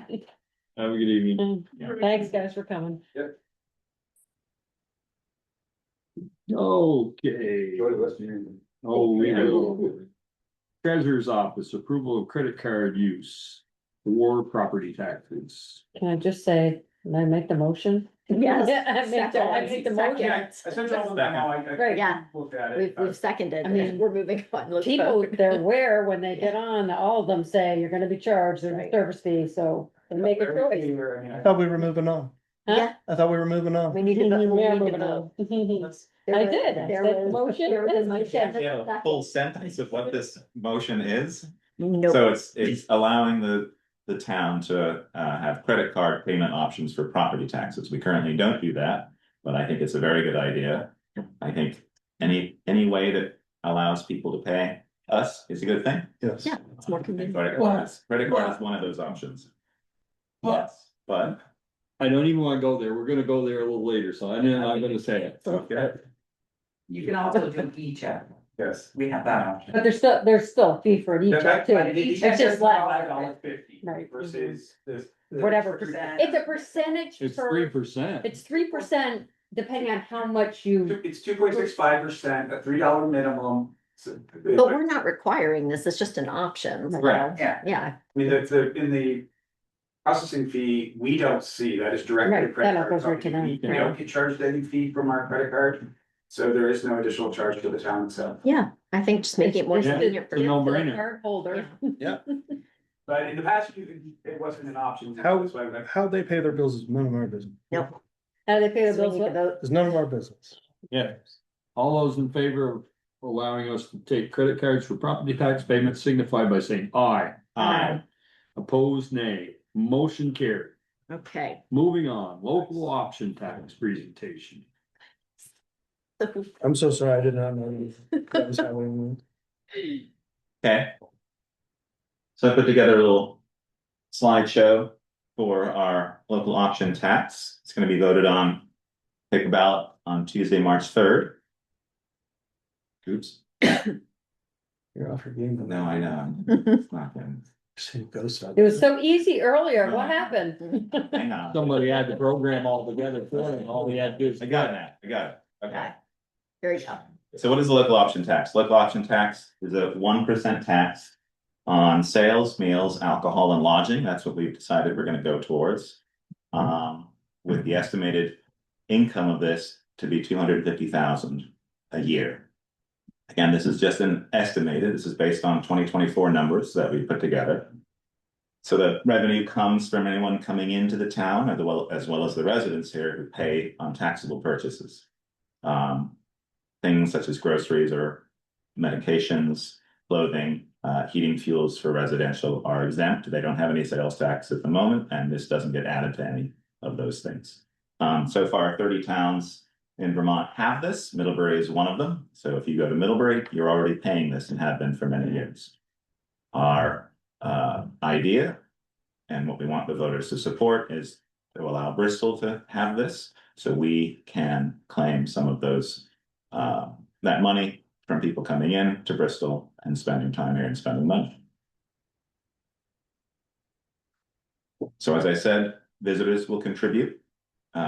Anyone coming to one of our many very well attended events like 4th of July, Pocock Rocks, Harvest Festival, they'll be contributing, as well as patrons, diners, and guests, stores and restaurants in the town. So based on the 24 numbers, 250,000 is a very good chunk of money. It would be a very large increase if we decided to add this to property taxes to be able to support some of the projects that we're doing. We're at a 9.65 this year, over last year. If we added 250 to that, we'd be over 17%.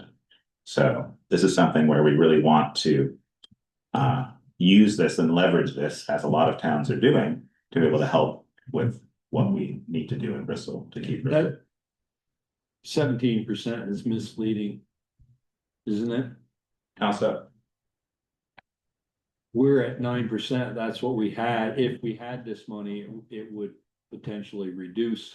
No, he's saying if we wanted to raise this by taxes. Okay, It would make yeah. that tax rate Gotcha. 30%. But you're right. I mean, that's the idea. Or you could do it the Yeah. other way, Yeah. right, reduce it. Okay, I Yes. didn't catch that.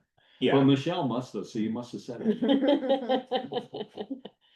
You just weren't listening. I was listening. So our revenue, our 250, we hope, if all goes well. We've had discussions over the last 6 months, year, about where we want to allocate that. And so, excuse me, we came up with capital infrastructure, climate resilience and emergency preparedness, and economic development. Some towns, when they've proposed it, they've set hard numbers. And that's something, if you set those at town meeting or when it's voted in, you need to stick to those. We, in our discussions, prefer to do a minimum. And we sort of solidified those numbers at the last meeting. So a minimum of 40% for capital infrastructure, 20 for climate, and then 20 for economic. That gives us 20% flexibility to be able to move funds or use more funds, or, in one of those other buckets. And again, these were areas that the board felt were the most important areas to focus on. At my Elder Eagles meeting, there was lots of discussion about uses for lowering property taxes, which is what some towns do. There was also discussion about using it for the police department and lowering the cost of the police department. And that's something that we could often look at. It would be in capital infrastructure. That's true, depending on what it is. So yeah, capital infrastructure is a pretty broad term. I would assume when we talk about capital infrastructure, it is all capital infrastructure held by the town. Yes, it's not district or non-district specific, things like that. So you're correct. That would help in other ways. I think in the discussion that I had, it was more sort of looking at the overall budget, which it would affect that, but not a direct. Yeah. It's kind of, not that they didn't have a point, but I think it's important to know, like, these are costs that have to happen anyway. So they are going to offset taxes Yes. anyway. And so what we can't do is stop our plans of moving forward to offset the taxes when. And then they're gonna come back and be like, we haven't done anything. Yes. So, but I just, it's semantics, but it's an important semantics, I feel like, that we want to. And especially for capital infrastructure, because a lot of times we have to borrow for those projects. So we're not just paying back the amount, but we're also paying back the interest. And so if we have this other fund to draw on it, we would have to borrow less and ultimately pay less back. Yeah, I think you want to be clear also in that we didn't set hard numbers, so we were flexible, but that we also have the ability to change those numbers by going back out. Yes. And again, it's sort of it's our first year, hopefully, if it gets voted in, that we'll be doing this. And so we'll see at the end of the year if things do need to be changed, if we actually set it correctly and we have that flexibility, or something else completely different.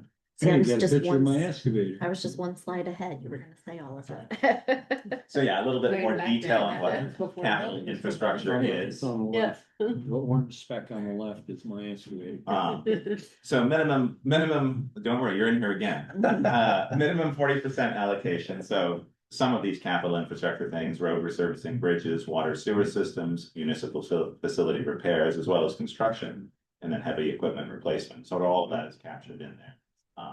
The picture we have here is the development of the Stony Hill Business Park, another big capital project, which was the public-private partnership with the town.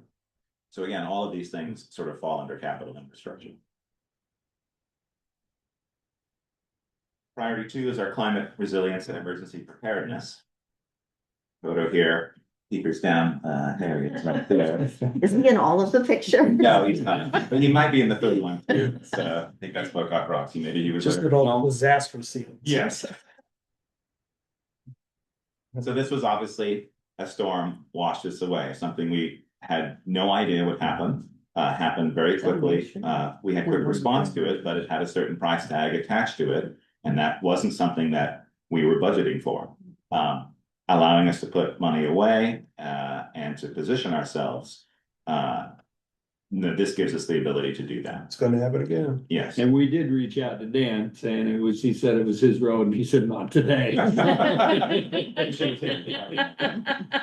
You know, and Bristol has had multiple FEMA situations and incidents, and we've always been served very well by FEMA, but obviously changes are happening, both at the local and federal level in terms of that. We know that Vermont hasn't been granted FEMA for some disasters that not Bristol, but Vermont itself has put in for. So something where we're able to have a cushion, prepare ourselves, be able to handle it internally. I think it's a very good. At least have a match. Correct.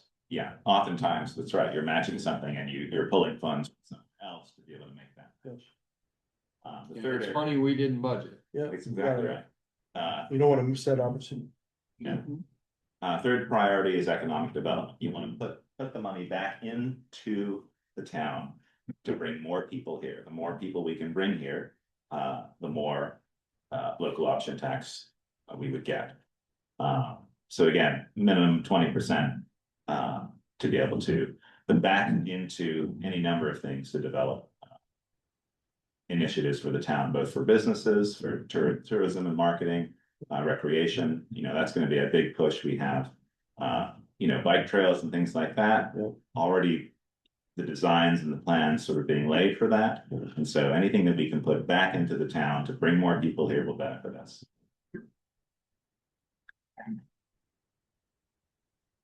How many tons are in a 14 CY dump truck? 18 to 20. Hear that, Jill? 18 to 20.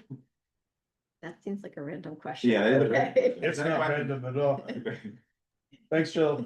Sorry, I saw the cost per ton and was like, God, there must not be very many tons in a truckload. Holy moly. Ouchie. Okay. Okay, so then we've got, this is how it would break down. Current sales tax is 6, it becomes 7. Meals and rooms is 9, it become 10, and alcoholic beverages, whether they're sold in a restaurant or at, say, Bristol Beverage, goes from 10 to 11. Again, as I said before, groceries, medicine, clothing, residential heating, fuels, etc. are exempt already and will stay that. So timeline would be voting on March 3rd, 2026. If all goes well and it passes, it would then go to the Vermont Department of Taxes. At the end of March, July 1st is when we'd be able to implement it. And then with luck, October 26th is when we get our first check. It's a four-time payment. Just in time for the 4th of July. Yes. We can change any of this. Obviously, the voters can do that. They have control over that at a town meeting or a special meeting, if there are concerns. But from what we've seen with other towns, it seems like a very positive thing. And did you see that Virgins has decided to adopt it also? Oh, they have? Yeah. I knew they were looking into it. Yeah.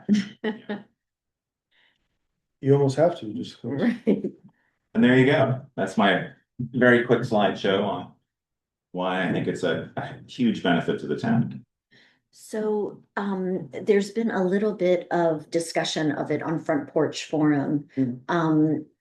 Do you plan to do like any sort of information thing or share this more broadly? Yes. Or should we share this more broadly, or how would you like to proceed so that people understand what it is? Yeah, I can, there's a, at Bristol, our website, the town website, bristolvt.org/LOT. That has, information about this, both like a narrative and an FAQ, as well as an infographic sheet, and I'll put this presentation there as well. Okay. But I'm gonna start posting on Front Porch Forum just to Okay, great. get the conversation. We just can't do pictures on Front Porch Forum, correct? You can in some way. It just. Yeah. just Well, brings you it can, brings you can send them to the link. Absolutely, Right. yeah. Can you post the link so they can go click on it and go Yeah. directly? to it? Yeah, so I can do all that. And I posted about the town report today. So that great. became available.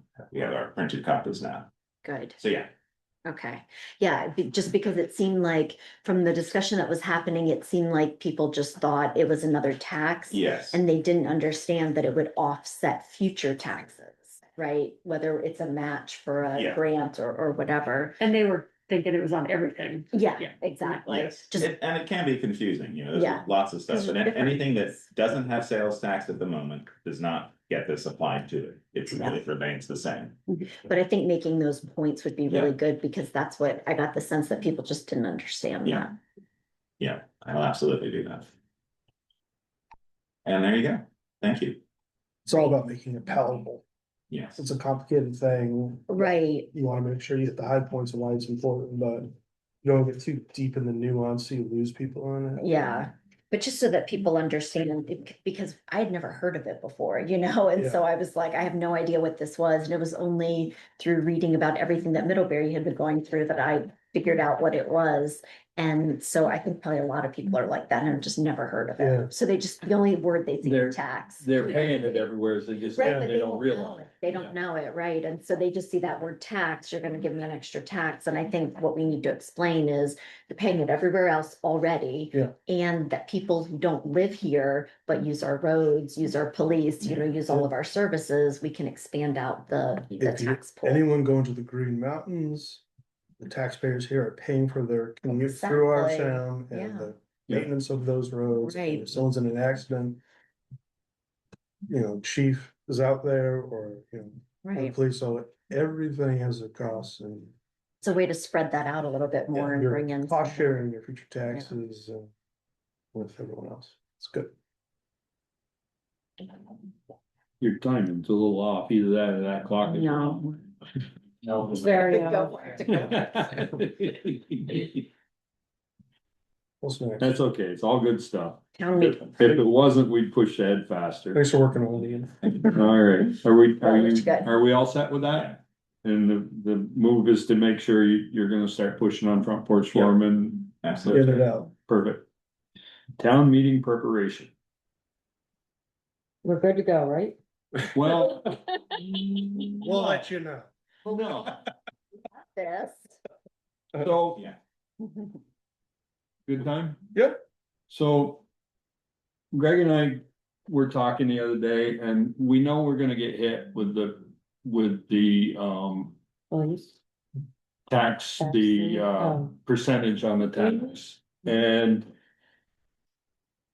I think the key is that they're after the people that can't pay their taxes and they don't want them to have to pay the penalty. Can't pay or don't, or choose not to pay. I mean, you've got. both. You have both, so in our discussion, in our discussion.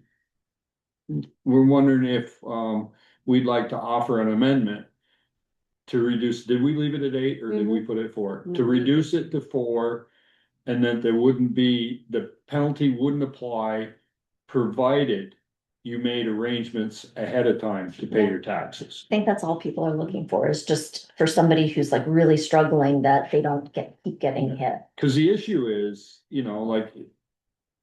The amount of taxes I pay, if I was gonna, with all my properties. If I wasn't gonna be penalized and I had a CD coming due in a couple of weeks, Right. you know, Yeah. it would make good sense to leave the money there and not pay my taxes and Absolutely. Yeah. You know, so That's a choice. it is a choice, it is a choice now, but I'm gonna be penalized. Yes, you have to be penalized. After your second. Right. Yeah. After second that's- payment, if you don't make your second. So there was a discussion about this at my Elder Eagles meeting. You're an elder eagle, you're an elder eagle? I have to say, some people didn't believe that I could be an Elder Eagle, so that would made me feel He good. works that computer like an elderly.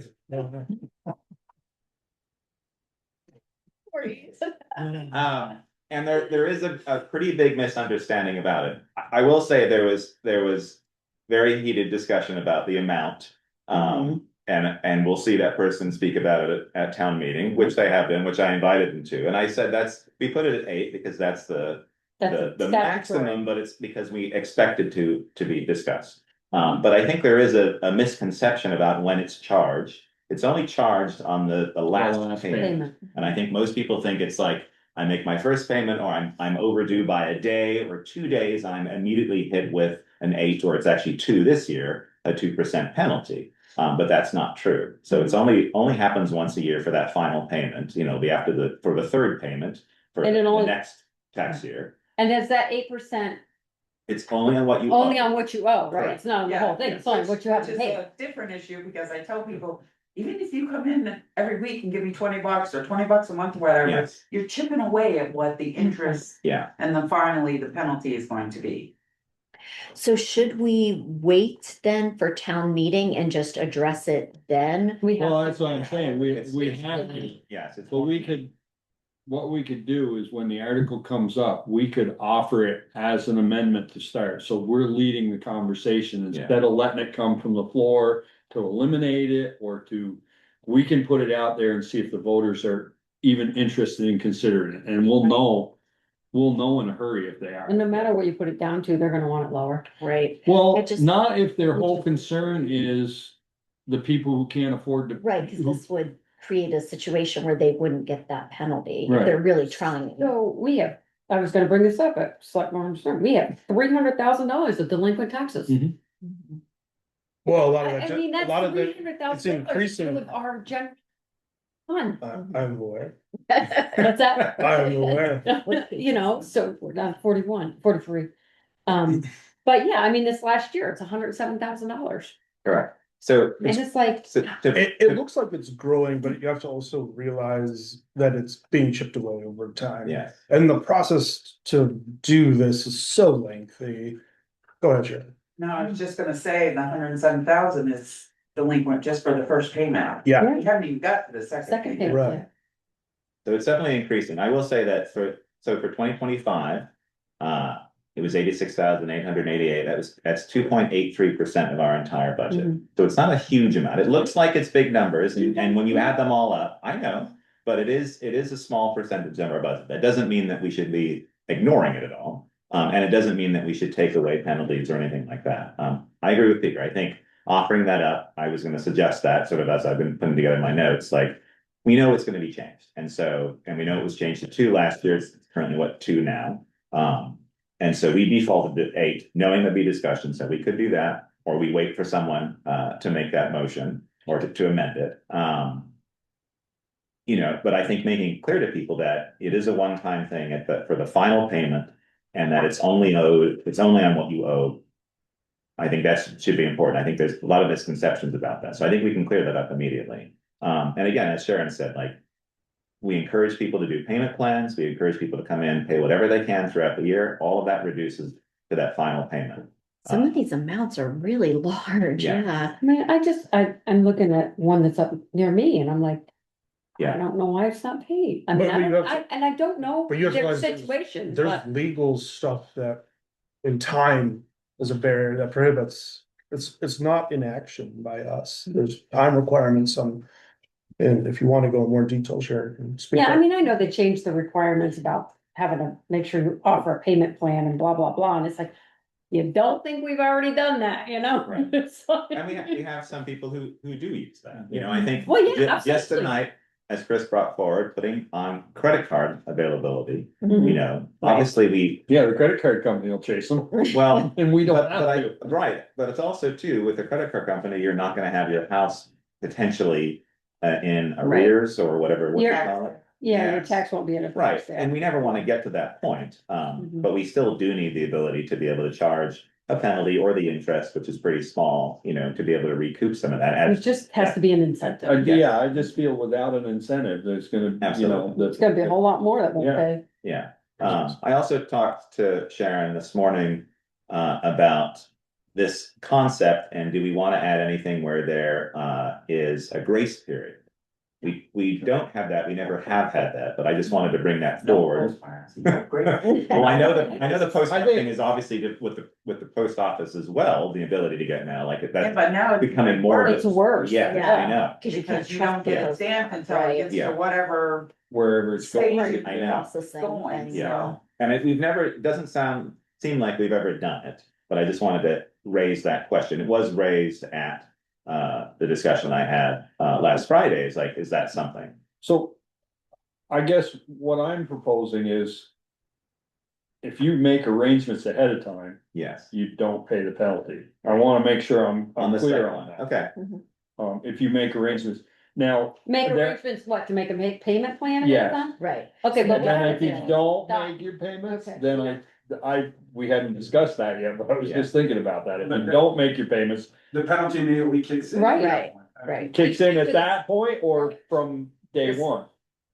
Well, the penalty It's kicks just, in a- after The after second, midnight Yeah, on after the April deadline. 15th. and we're deferring it as long as they meet these, But the problem is the software can't do that. You put in the penalty and it applies to anybody who has who has delinquencies? for this tax year.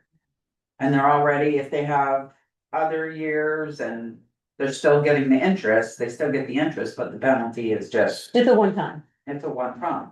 So there's no And workaround the for only that. way, no, the only way you can work around is if they wanted to abate it. And then that's a different nightmare. Right, and that's a whole nother meeting. Yeah. And I've got some abatements I need to do anyways, and they have to meet certain qualifications in order to get their. Get the abatement. Is that right. software mandated from the state? It's NEMRIC. Does If that they- relate if- to- but Greg's not, uh-huh. So It's about. if they chose a payment plan, because it's not all paid, you can't put them in as paid because it would mess up your accounting. The Right. only way we can do that, the only workaround we have is if they don't want the penalty for the current year, they have to pay the current year, even if they have delinquencies. That's the only workaround, and that's a manual process. We have done it a couple times where people are behind, but if they make the payment for the current year, they don't incur that penalty. They just get the interest on the They just prior. get the interest on the prior ones, because they've already got the penalty Right. from them. So how about a compromise where, given the complexities of that, maybe you take the grace period idea and apply it to this, where if it's getting close to the due date and a person knows they don't have it and they don't want to get a 4% or whatever, it'll be 2% for the next one. But- Even if they could pay part of it. Right, the that's a penalty would be less. Right, so they could pay that, or if you're able to do, if someone came in before the due date and spoke and said, I can't get this until a certain time, you could then. Allow them to then. Yeah. But then Yeah, you're but again- holding up all the other Yeah. delinquent Oh, tax bills okay. that you. It's all or nothing on the system. Yeah, I guess so. You can't pull one out. Yeah, I mean, I think the only other Thought way you. had a good idea. I mean, this is a lot more work for Sharon, but could you go back in and then give them a credit, yeah. you know, on their tax bill for like saying they paid something? You're abating. Yeah, I mean, you basically Yeah. have to back out the penalty on each one of those manually, and that's. As I said, it's a lot more work. But yeah. Oh, and but then there's you're not a like, ton of okay, them. You're taking it away. But what But happens if then they, abate, yeah, what authority are, right, and then what? Well, happens the if voters we- would we give don't- you that If they authority. have that agreement and then they don't pay it. They don't pay their payments, then you have to apply it back in. I mean, it's just. Well, I mean, the simpler way to do that is, it's the 8% on the remaining balance. Mhm. You can't go back retroactively to try to gain 8% from the previous, you stop in February. From that's the 8% hits from whatever your remaining balance, and then go forward. How to do that software wise, no idea. oh, you wouldn't, Yeah. because it's always after the final payment. Final payment. So, and again, I I don't know. Yeah. There's a way to do that. Again, we're talking about 40, 50 of these, so, Yeah, and only a handful are gonna step forward and do this. Right. But Yeah, at 'cause a least lot of we've those given are them the repeats. option. Yeah. yes. Yeah, look, the cumulative total, our 291 is 8% of our current budget, or our 2027 support. So it's, it's definitely, it's getting up there, and it's, it was lower, and there's 84 on the list. 81. Oh, 81, okay. 81 delinquent. Well, there's people on the I list. see. some on the. No, those are just the totals. Okay. There's. Yeah, those are the totals. Yeah. There's 81 here. Yeah, I definitely think a suggestion to make it lower coming from us would be good, or we just let it where the floor makes that Well, decision. if it comes from the floor, I was trying to look for a way to appease the floor and give the people who were having a hard Yes. time a way Yes, to get there without. Because I don't think, the ones that aren't gonna pay, it isn't a matter Has of nothing whether to- there's a yeah. penalty there or not. Yeah. It doesn't matter. And the only way some of them, the only way we're gonna get it is when the property finally sells. Right. yes, And then they realize they're not gonna get anything because they owe more in taxes than what they, Yeah. property. yeah. But I mean, it is being paid, like in 2026, we've collected 65,000 so far, in all of 20, and this is half a year, in all of 25, we collected 30, so it. Yeah, but You that know. was one payment, wasn't it? Yeah, that was a, Yeah, we that was have a Combination. sale. $30,000 outstanding. That was a sale. But I mean, like, we are It's a sale. getting, people, Yeah. are paying the taxes, But it's a sale. yeah, That one was a sale. um. So is there a workaround or do we just let it go the way it always goes? I think if we're very clear, right at the top, that it's a one-time payment for the final payment. For I what think- you owe. For what you on- For the owe. balance. I think that's the big misconception, I probably, perhaps, from people who have suggested we lower it, it's a misconception. I tried to clear that up on last Friday. But a lot of them still don't get it. Yes, so I think if we're upfront immediately about that, at least, for that first payment, even if you miss it, you don't get a payment or penalty, but you are gonna get one. You're gonna get charged You're interest, gonna get charged interest, Yes, but you're you not. are, that's right, the interest. at is- which they'll cut down to 3/4% or. We already Well, have it it. already Oh, we did is that? that Yeah. what the Yeah. statute has. It's 0.75 and And it's then 1.25, 1.25 Yeah. after 3 months, Okay. and that's by statute. yeah, and we can talk a little bit about that too. in They terms of- did it one year, they took the 125 and went down to 1. Mhm. That was a couple years ago. By the time we get their money back, inflation's taken half of it. Yes. Mhm. Well, I just want, do you know what the status is on the ones, the tax sales you had currently going on? Wanda's gonna be here Wednesday, I need to give her the updated information, and they're gonna have to open, The estate, they're yeah. gonna have to, there's 2 of them, We're gonna have to spend money to make money. and they're big enough And amounts. it's not even make money, it's the. Well, reimburse us for what we're supposed to have annually. It's a loss, I mean, Right. when we go to tax sale, it's a loss, Right, oh, absolutely. so we don't get.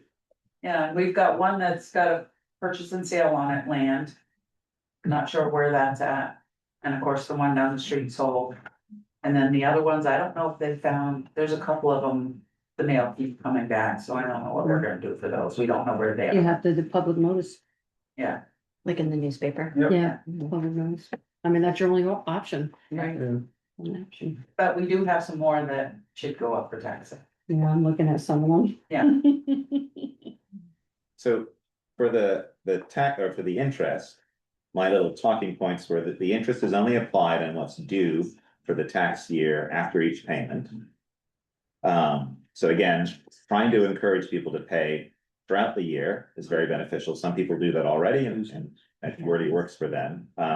We try to keep these figures low and are very mindful of the fact that many of our residents find it difficult to pay their taxes on time. The town is fully equipped to collect delinquent taxes in any manner that is convenient for the taxpayer.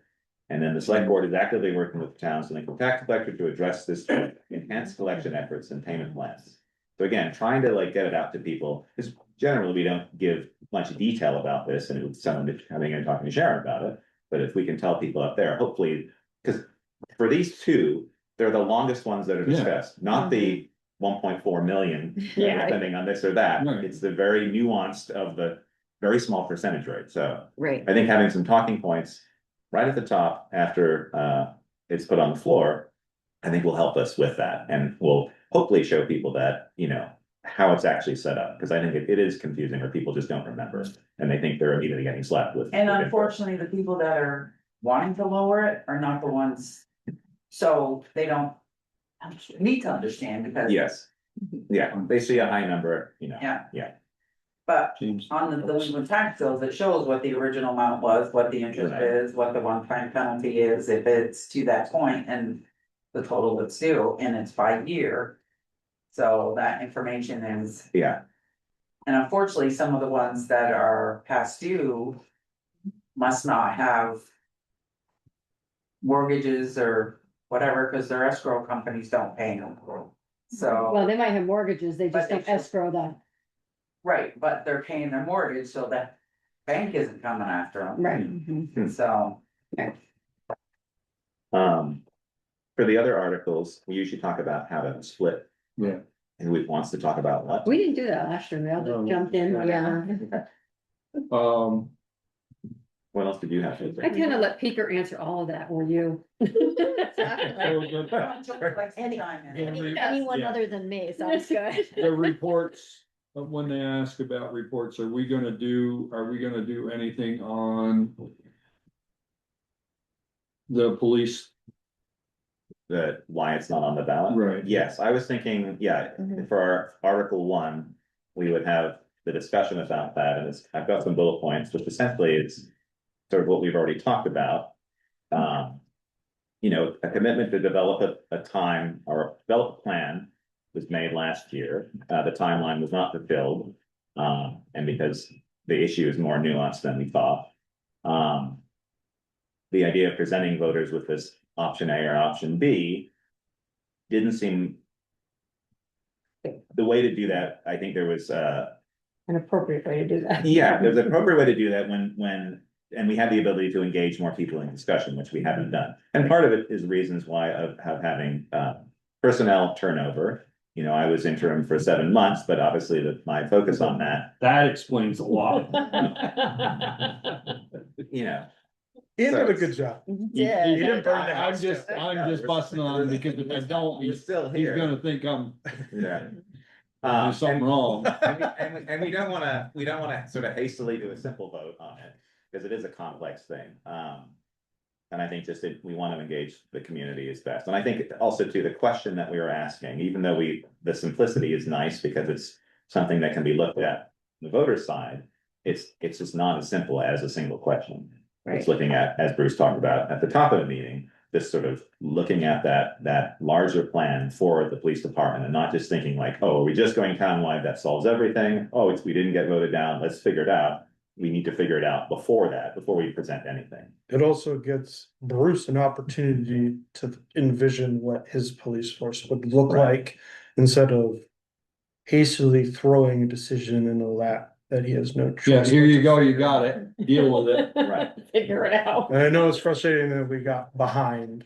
Well, I think we really, It's not just we got behind, it came up as a vote, it came up as discussion, and they said that's what they wanted at the this warning. year. So somebody's gotta explain to the public how the warning that they voted on and requested isn't happening. Yeah, Well, it was. we need to take ownership of it, is what it Oh, was. yes, that's totally Well, the fine. buck stops with us. Yes, It's it not like does. we can throw Bruce under the table. It does, but I mean, you know, we can make excuses, but the truth is that we didn't get to it. I don't think people were looking for excuses, they just, all right. Right.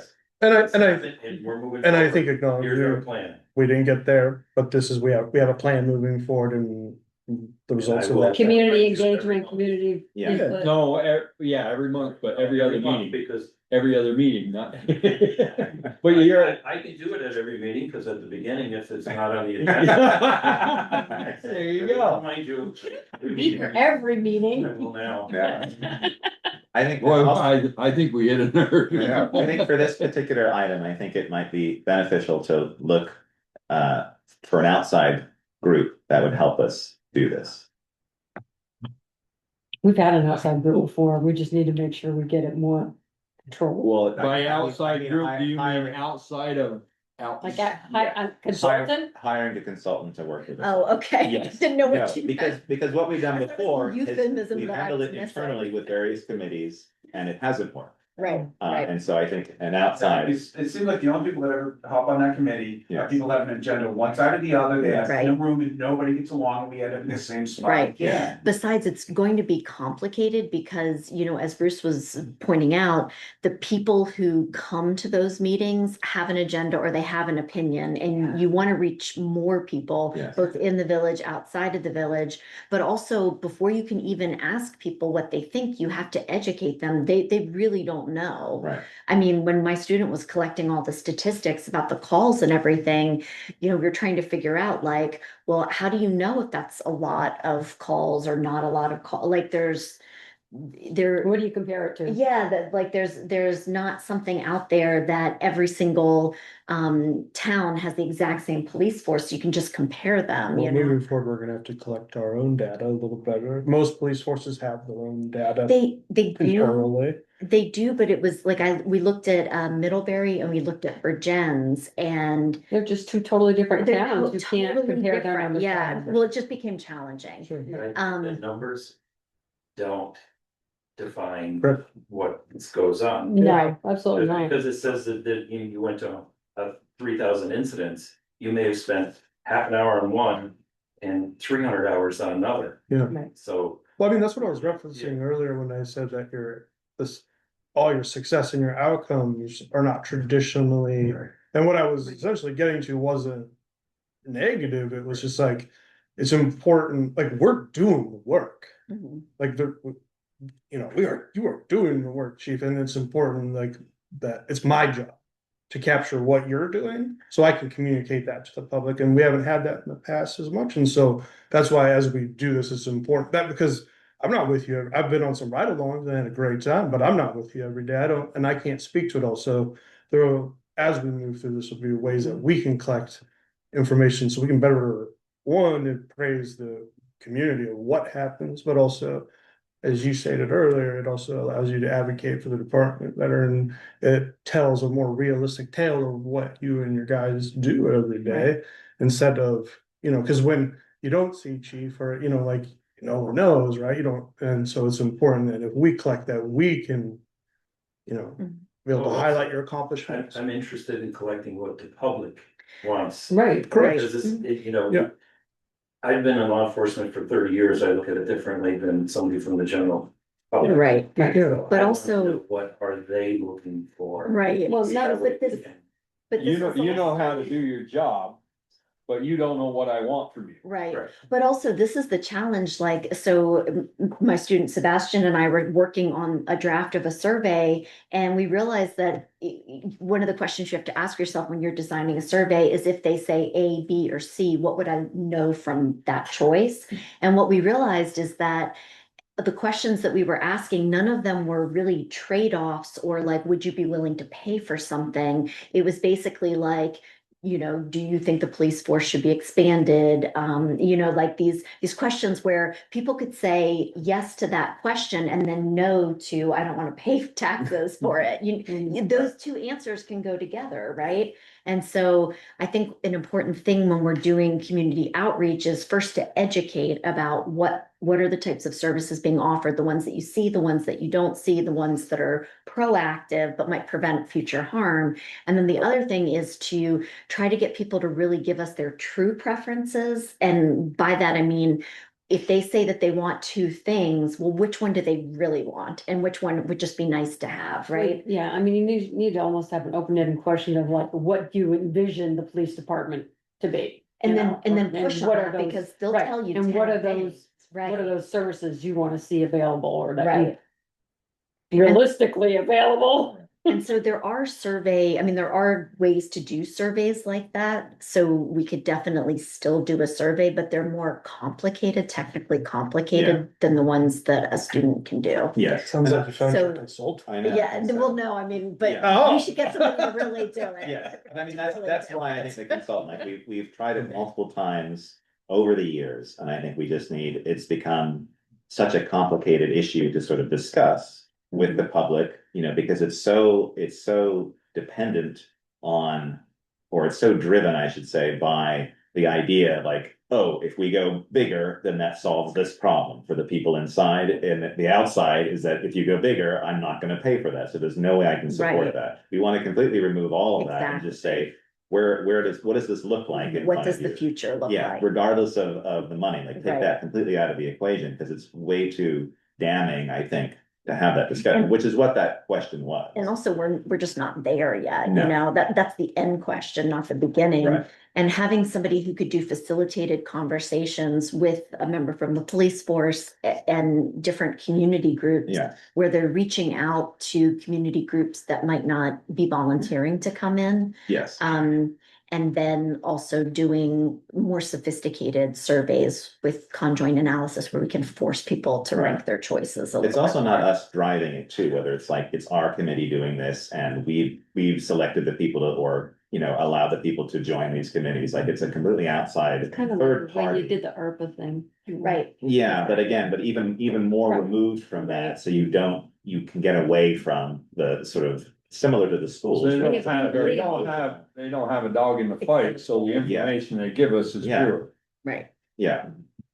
Yeah, the same thing with hiring any consultant, like the accessible parks, that whole report that was done, like having an outside group come in and show us all the options, like, and they'll reveal things that we would never have thought of, and that's what we want to be able to work with. Right. As long as that comes out of the town budget. Yeah. I was just gonna ask that, and we're paying for this house? Can't imagine that there aren't grants for doing this sort of like community, Yes. what do they call them? Community connected Public safety, conversations. Yeah, I Like- think with public safety, there seems to be, Right. there's money there, so, yeah. Well, we know who to Even if ask. there's not, this is such a critical thing Yes. to do. Yeah. Yeah. But I think we could, Yeah. I think there are grants out there that we could apply for, or sources of funding. We're gonna have to head down that old trail regardless of a grant or not. Yeah. Right. Yeah. Chief and I will get together and we'll figure out what the plan is moving forward, and then we'll try to wrap some grants around it, but Yeah. we can't delay it, and then. No. That's what I was just gonna say, don't delay this thing on grant No. funding. No, we're not. No, start ahead and then you get. the It'll be funding nice, as you go. it's a nicety. Right. It would be a bonus. Reimbursement on the back end would be awesome. It would be a Yeah. bonus. Well, Okay. And then, do we wanna address the ARPA funds in that same article? We had Yeah. already, I think thought we had I did already it the done last meeting. We've been asked. Ah, Okay. Okay. Any- I'm just any curious, particular- you got any other thoughts, or did you? personally, I mean, I thought it was clear where we're at with that. I don't know what would be gained from rehashing it out. Right. Unless Somebody they has a wanted to put a question. motion to a change of appropriation or something like that, but, I mean, I can't change what we. No, we can't change the fact that we had cost overruns and we used the money and. And it didn't get put where it was supposed to be put, but. Do we let them know that that's why it's not there? Or do It we says just that's wait, in there. and- or do we just wait and let them ask the question? It's in there? yeah, it's in the. It's in the here, report. and then I posted on Front Porch Forum out of the notes when we were We talking had about that skate discussion. park. Mhm. So, I mean, I think it's out there, I guess it's. So we've Yes. been asked again. That's the Okay. only reason I mean, it's in the minutes when we had the last discussion, so it's in the minutes, it's also in the town report that I put together. Yeah. It details out both projects that were connected to ARPA funding, as well as projects, as well as the ARPA funds themselves, and what happened to them and how we do things, so. Well, it is as long addressed. as the answers are there and we can say they're there. Absolutely, yeah. Then I think we're covered. Yeah. Because we were, Bruce, Greg and I received an email that said, that asked questions about that, the police vote. Okay. The tax, the Yeah. penalty, Yeah.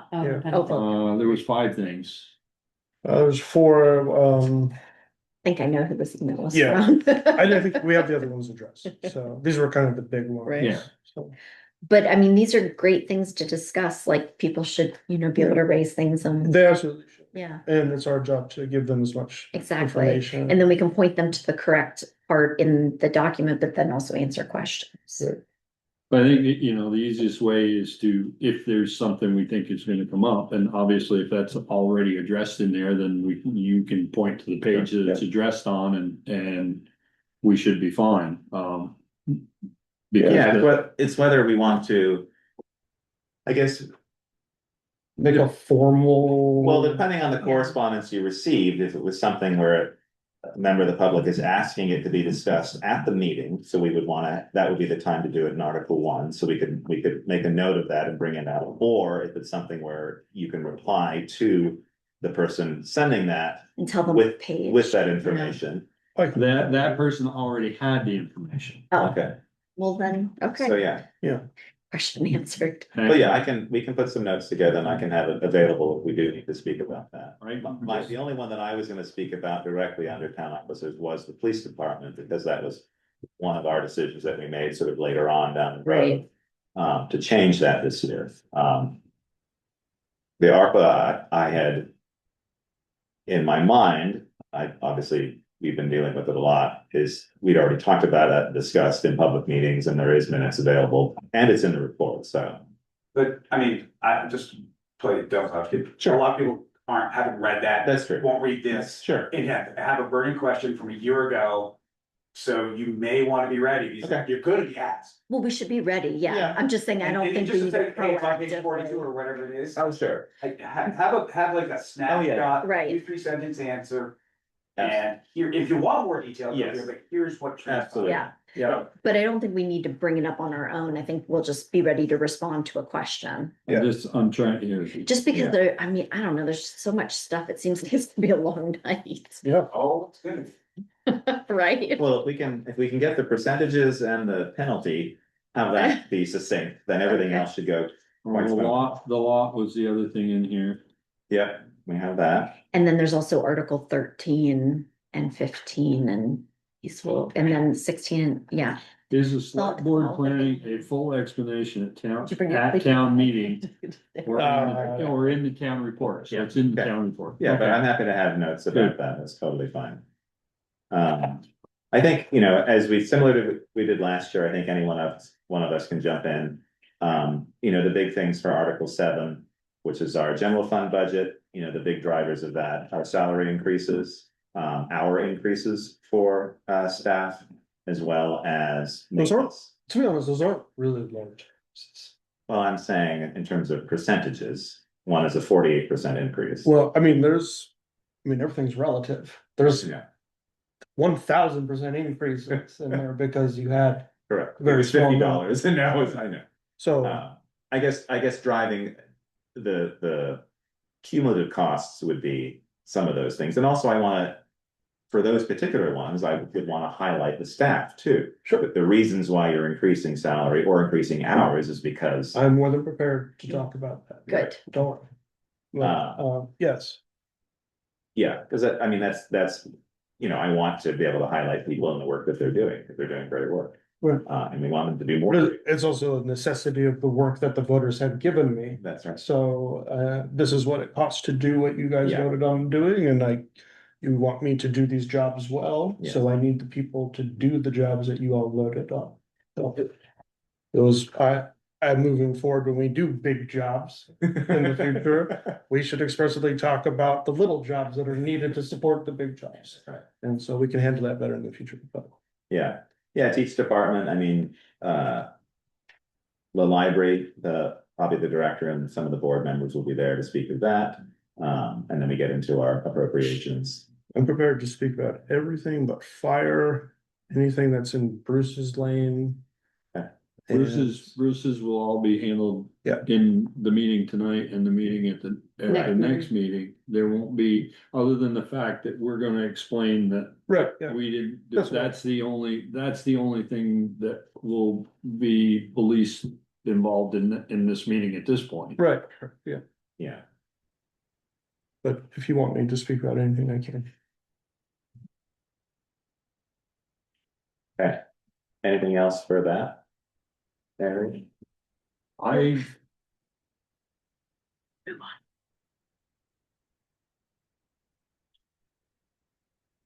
That's all that I have had red flags about. Okay.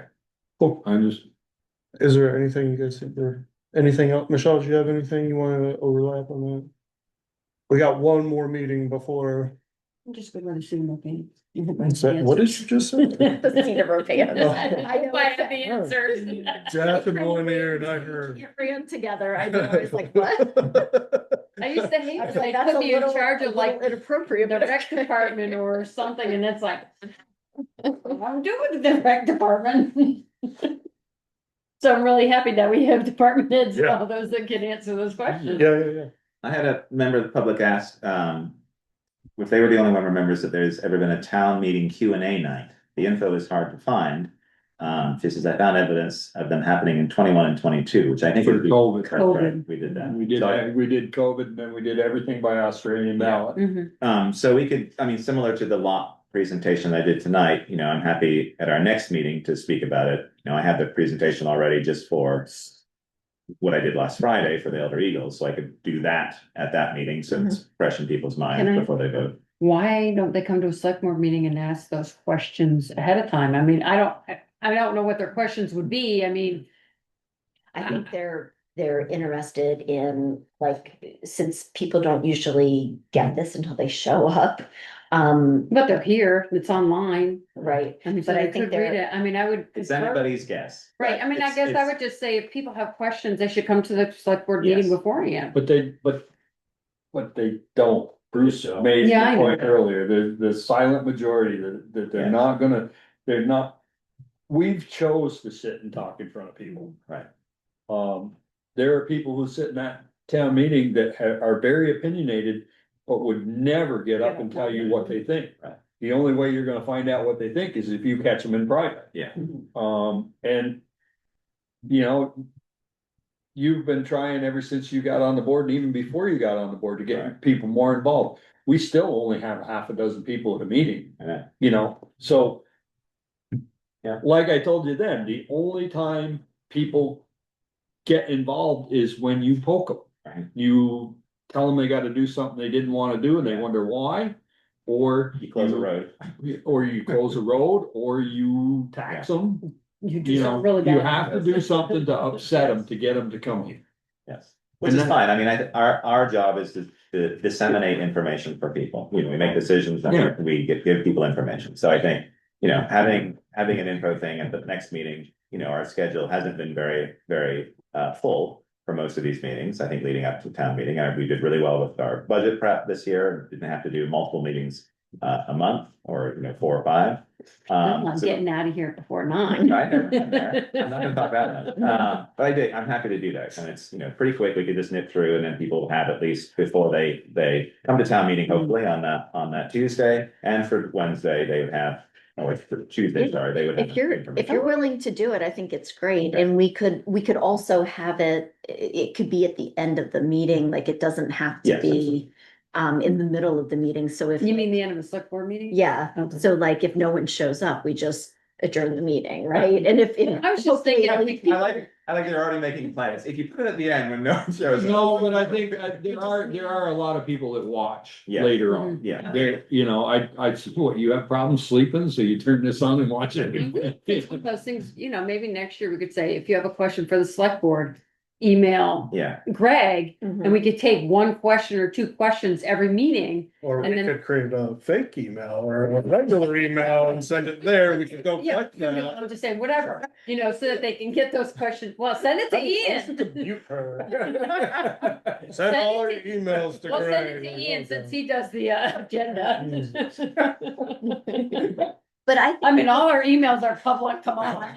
But I mean, I think doing an information session, because there Yeah. could be people who have questions, but like Peter was saying, they're never gonna Yes. stand up and be like, I can't read this, like, what do you mean by this? Just gotta So- flood the zone with information. Exactly, Like exactly. accurate I think information. And you know more I like of to do it. that. Yeah, I mean, more So- of it, the better, This Okay. upcoming year with water projects, and we got the lot and. but also we need to start working on getting front porch forum is great, but like, that's good for a certain demographic of people. Right. And so, I've never looked at front porch forum. well, you're probably a better man for it. I don't know anything about. That's front where I get all my free stuff. I don't know Oh. what you're talking about. So, That's when I know we've done something really bad. but we need to start thinking about ways to communicate, like through a social media site, because we're gonna have construction and changes and Exactly. road movements and Yeah. stuff, and so be really, I don't know what it looks like yet, I'm working through that, but this is along those things, right? So we'll get information out to them, and even if it's digestible, it's synthesized, it's Right. like, you don't even have to go, like, Digital sign. here's a link to Ian's lot thing, da. We start. You know, Yeah, That's well, right. but who's the youngest person on staff? They should do this. we're working on an intern right now. Okay, good. So, But there's people that. you know who they call when they don't know? You. Call the police. Interesting. Or the fire department. Or the fire department. Yeah. Yeah, there's not always somebody answering their. No, they don't answer the phone there. They have to call 911. Nobody. No, but- We get phone calls all the time about what's going on with this. Yeah, Why it's the, you know. Okay. it's- Give me his number. All right, so. and would it make sense for us to have all of our stuff, you can disseminate it out to the public at one, that's. Yes. We need a digital sign. We Yes, need a we do. digital sign. Out front of the fire department. I have said that for years. Yeah. Well, they tried to get one out here, they didn't like this. A Bristol app. There's a lot of people in town that do not do any social media. Yeah, Well, Hear about it when they come in here. It's gonna be a Social media a here. sandwich board and Chris is gonna be wearing it. Be walking up and down the street. ring the bell. Yes. Hear ye, your roads will be closed. well, at least we can make the information presentable to those who Yeah. want it, and that's Yeah. the best I can do, so. Yeah. For now. I think that's fair and it's right, Yeah. Read this, whether you want it or not. yeah, That sounds good, Ian. Thank you for being willing to do that. all of that.